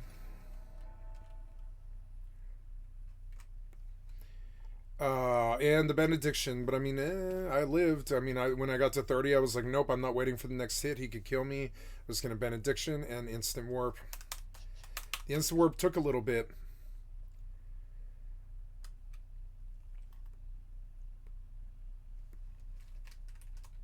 But I mean, I played it well. I got nasty aggro, and I caught it right when it happened. I was okay. I was okay. I'm going a little bit too far, maybe. I don't know. I think I'm supposed to stay in the previous zone and just grind for a really long time until those mobs don't give XP anymore. Which is kind of dumb, but I think I am supposed to do that. These mobs seem a little bit too high for me if they aggro. Food of the drink variety, right? I need Persico Alay. Yeah, 4,200. Oh, expensive, but worth it. 4,200. 4,200. We'll buy an X potion in meds. X potion. 4,000. I use the scroll of Mist and Warp. I'll have to get that. We're just going to take a look at the stores here and see. Yeah, per 3 Perskos. You know, maybe I'll buy another Perskos because those make me feel really safe. Yeah, we'll buy a Perskos LA, which is food, meals, drink. Persico LA, 4,200. 4,200. I didn't get it. Okay, 4,300. Yeah, I got it. Yep, and that's everything, I think. Now I'm 14. I could take a look at maybe I have a different staff, maybe, or a club, I mean. I don't think so, but maybe. Hermit Wand, 6 damage. Brass Hammer, 15. Yeah, and I'm using Brass Hammer +1, which is 16 damage, and I don't get a new one until... Yeah, until Decurian's Hammer at 18, so I've got this weapon for a long time, so we're all set. I wish I could teleport myself. That's alright. I broke a pick.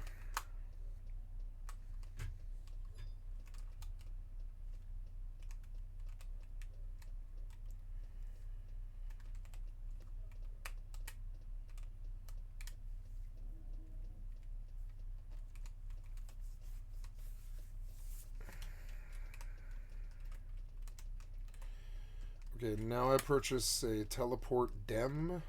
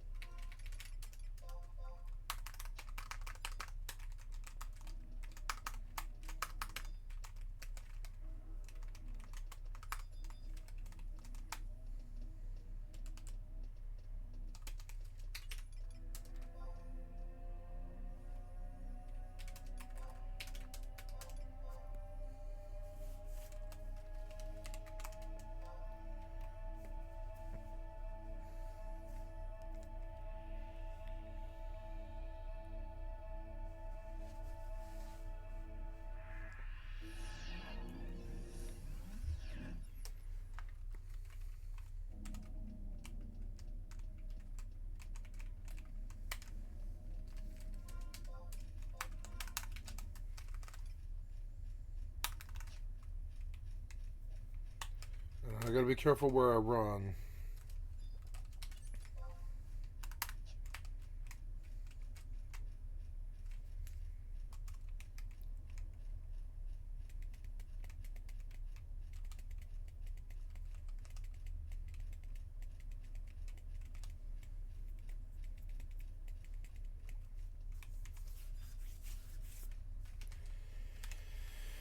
I could go heal for my dinner.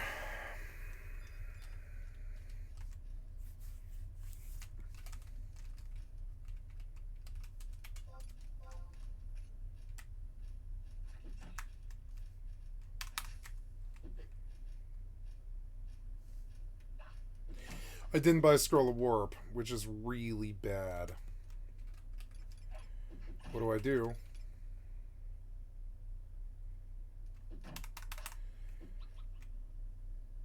Oh, the Amber. What do I do? I didn't buy a scroll of warp, and I'm so dumb. What do I do? I can't get out. I'll have the trick stack back. Fuck.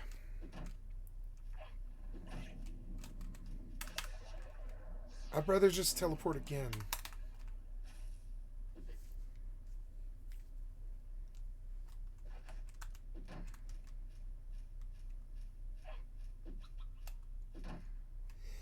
And I didn't get Signet. I'm a fucking idiot. Why did I waste money like that? I should just use the damn staff. I don't know. I'm fucking around, and that's how you lose hardcore characters. Nope. Nope, nope. I'm fucking around, and that's how you lose. I know how it goes. I know how it goes, and I think I'm done with this hardcore character for tonight. I was gonna take it home. I made a tactical error here, where I burned a staff, and I didn't get Signet and all this other crap. And while I was enjoying, oh, I'm dead. Great, I got murdered by John Wick. Why was I murdered by John Wick way over here? What the fuck?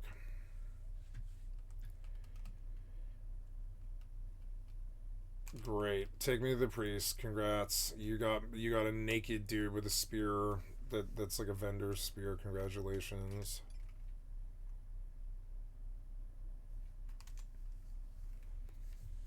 Man, this is so much more murder than what happens in Fab. It's weird. Fucking annoying.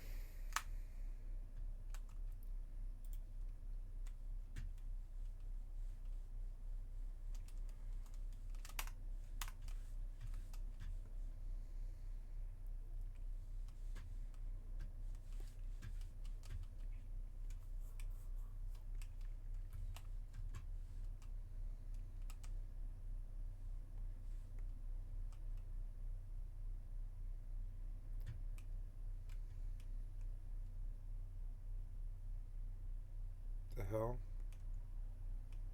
What is that?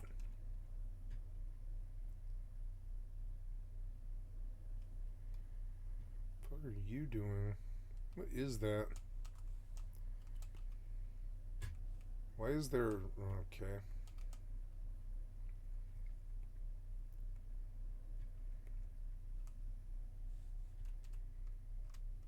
Zenzopilus. Zensopolis.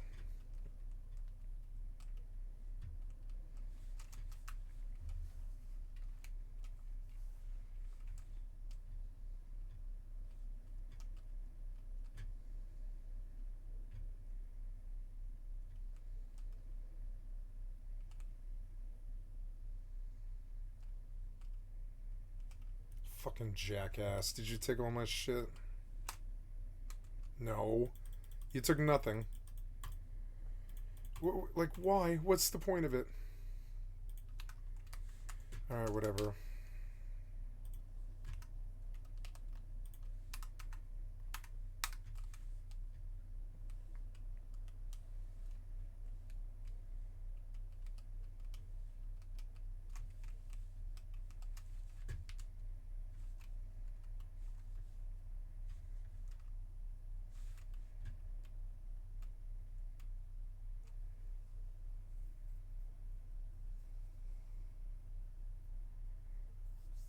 A relic thing spawned in front of Tundra.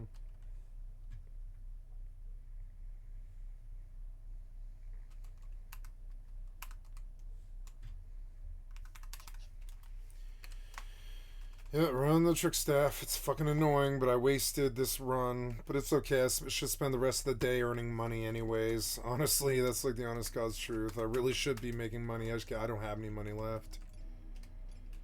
I should be farming like cockatrice or something, I don't know, and selling the meat just because it's income that I just don't have. I don't have any income right now. Maybe I should go do my old grind, which is like Antique and Auxiliaris, just for a night, take over the camp and just grind that all goddamn night.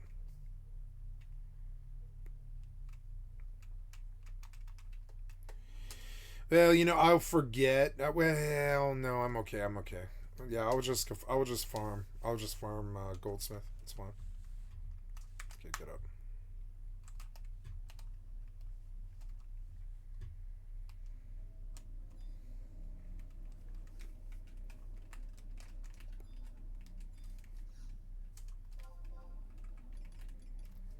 $20K for the silver ingots. Yay, that helps because I was broke. But I also need fire and I have to deal with that. I have to send off ingots twice. Ugh.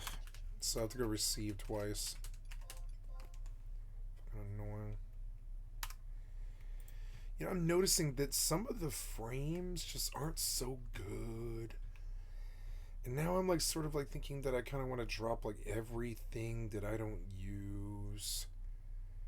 Like shadows in particular, I guess.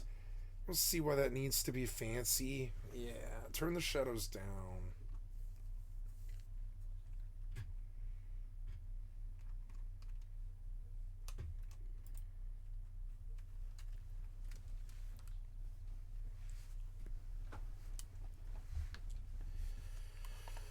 Okay, so I'm getting on this to receive.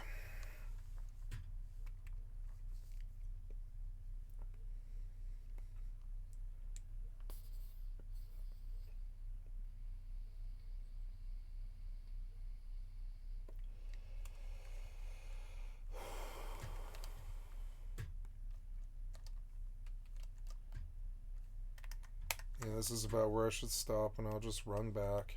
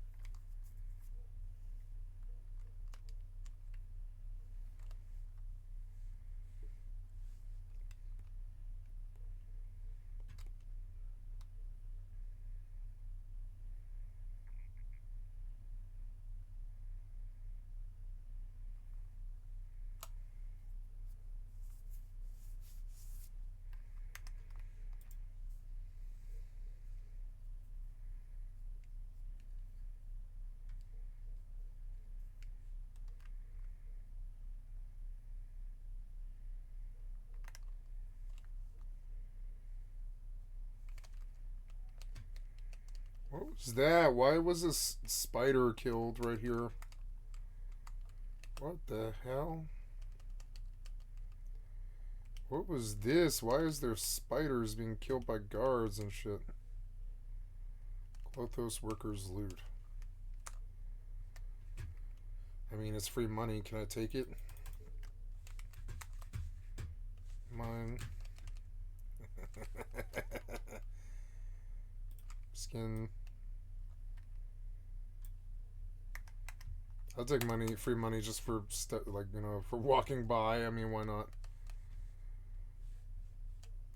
Just vendor all of it.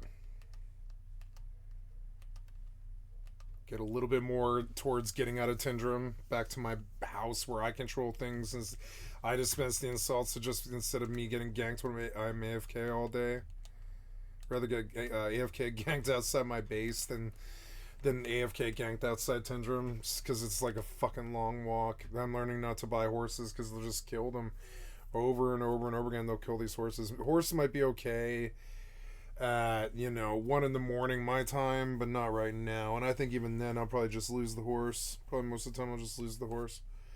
I'm learning. I can't afford to keep paying horses. So I did need to vendor and I didn't, so I have to like go back over there.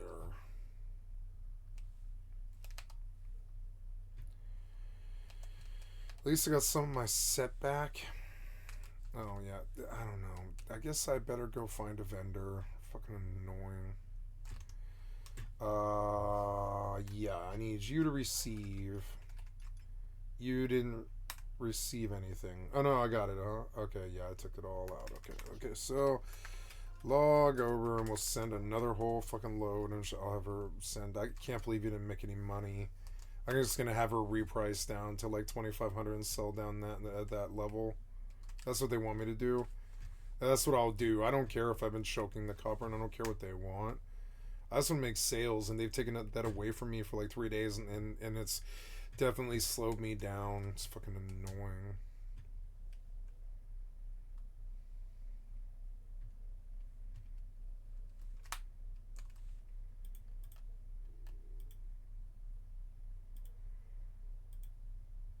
It was a goal worth of like spider stuff. Cool. So nice. Yep. And now,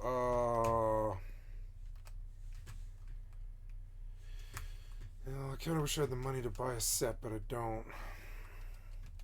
I'm learning that I'm just gonna lose it, so I should just like keep the pants sitting in the fucking base as it is. I'm learning that any kit I bring, I just lose. So I'm just gonna like leave it behind.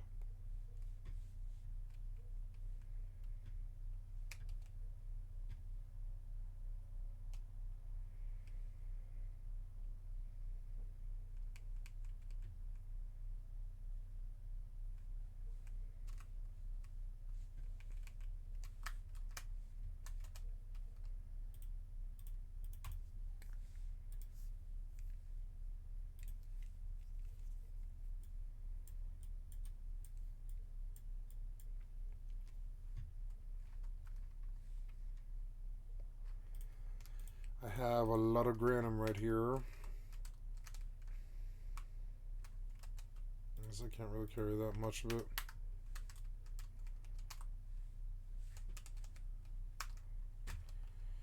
Yeah. And we're just gonna cash out again. 6 more gold for the fucking stack. Cash out again.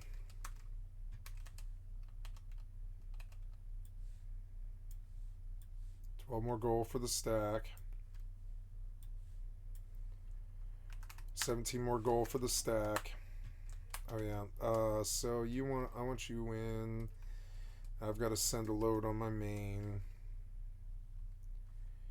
Why must you stand on that?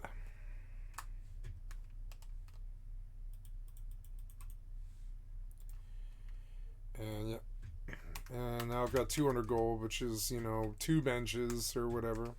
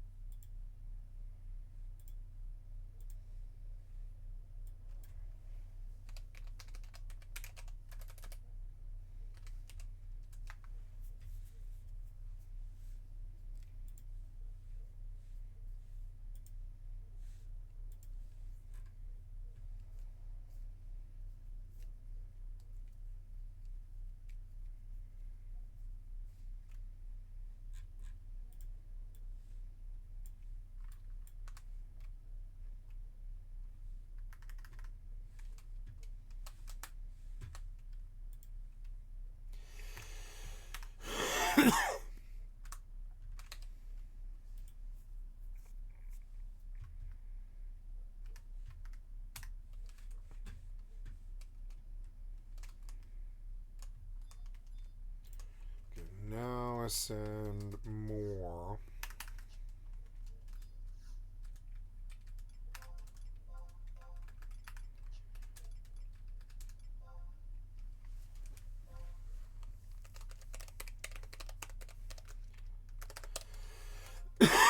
I've got to reprice like 20 stacks or something, which is so annoying. It takes so much time. I don't know why sales aren't happening. It's like the copper trade deflated. Well, I sent what I have to, and I need fire back. So now we log over again. And I go back out farming. Sometimes this game is 120. Other times it's really, really bad. I mean, it really doesn't make sense. Sometimes it's like really solid, like 140. Other times it's like, oh, why is this so crappy?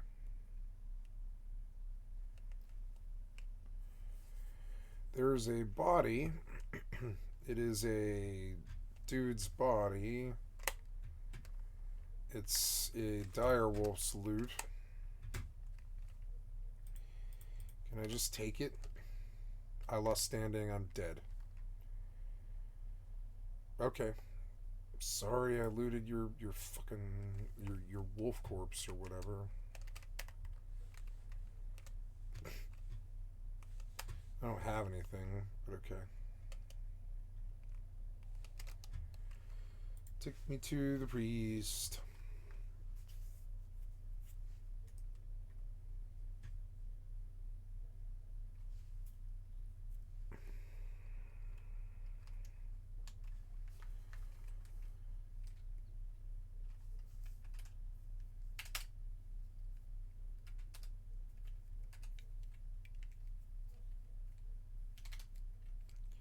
So,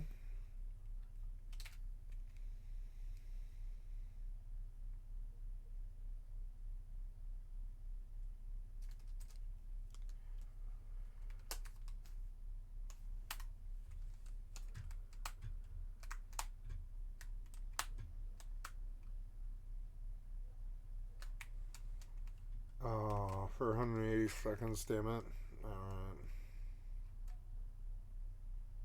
My tools or whatever. Maybe I'll still get his wolf corpse and I could just sell it and get a gold. Might be worth it. I don't know. You can find out more at patreon.com/FFunion. With that, however, we hope you enjoy this very lengthy deep dive into the countless individuals and companies who have their DNA rooted in Square. Prior to 1997, people had left Square for a variety of reasons, but seldom had they left with the sole objective of founding their own companies and attempting to break free from the perceived constraints placed on them at Square. There had only been two major instances of this, both of which happened in and around 1995. The first involved a handful of people who were well regarded as rising stars. They had collectively worked on games such as Final Fantasy IV, Romancing Saga, Secret of Mana, Chrono Trigger, and Super Mario RPG. Even though they had worked on different teams, the quintet often ate lunch together and felt they shared similar ideals.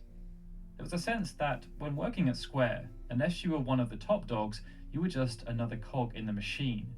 And because of how quickly Square had grown, it was near impossible to convince people that you had a good idea, because so many layers of bureaucracy had been created in such a short space of time. While some of this group were working on Super Mario RPG, they then got the urge to just make something for themselves, as opposed to working towards someone else's vision. They wanted to branch out and create something without constraints, and they spoke to many of their co-workers, hoping to inspire them to join them on this brave new journey. But they were often met with a brick wall. Square had got so large that it was deemed an incredibly safe career, and because of this, it was almost unheard of for people to leave Square willingly, as it was seen as a step back in someone's career. The quintet, though, were undeterred and quit in unison. This caused quite the stir, with people like Hironobu Sakaguchi and Akitoshi Kawazu disappointed that they had lost such talented individuals. Higher-ups at Square also got suspicious when a load of people left at the same time. Such a thing had never happened before, and they ended up being convinced that another company was attempting to destabilize their staff and poach their talent. It was seen as corporate espionage. Hisashi Suzuki, Kenichi Nishi, and a third that's all it individual could be. were therefore summoned back to Square to explain their actions. This was quite nerve-wracking, but they explained that they just wanted to make games, but on their own, and Square ultimately believed them. Love the Lick was founded soon after, and they chose to partner with ASCII as a publisher. In the earlier days of Japanese video gaming, ASCII was a prominent force, but their primary IP was always Derby Stallion, a horse racing business simulator. Regardless, they were attempting to diversify, and Love the Lick seemed like the perfect partner due to their DNA. Many of the founders of the company felt Final Fantasy was an overrated franchise, and they wanted to make RPGs that far surpassed what had been accomplished by Sakaguchi and his team. They therefore sought to create an RPG that challenged the notions of the genre, also suited ASCII's broader objectives. Their first game was called Moon Remix RPG Adventure, and Kenichi Nishi, Taro Kudo, and Yoshiro Kimura served as the three directors. The game ended up selling 100,000 copies, which was a huge success, but it also broke the team. The three directors realized that Love the Lick was more of a means to an end. They all wanted to make games without the shackles of Square, but they also didn't want to make the same games. 2 years later, UFO A Day in the Life was released, but this project was the brainchild of Kudo. While that game was being worked on, Nishi fulfilled some outsourcing contracts on games such as D2 and Incredible Crisis, before then working on another game called LOL, Lack of Love. Even though UFO had decent returns, selling 50,000 copies, LOL sold less than 5,000 copies due to issues with ASCII. The team then went their separate ways, formalizing the individual companies that had already formed within Love the Lick.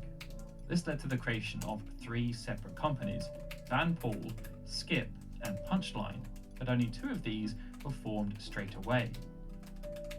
Van Paul was helmed by Taro Kudo, who was joined by Kazuyuki Kirishima and Kazuomi Suzuki.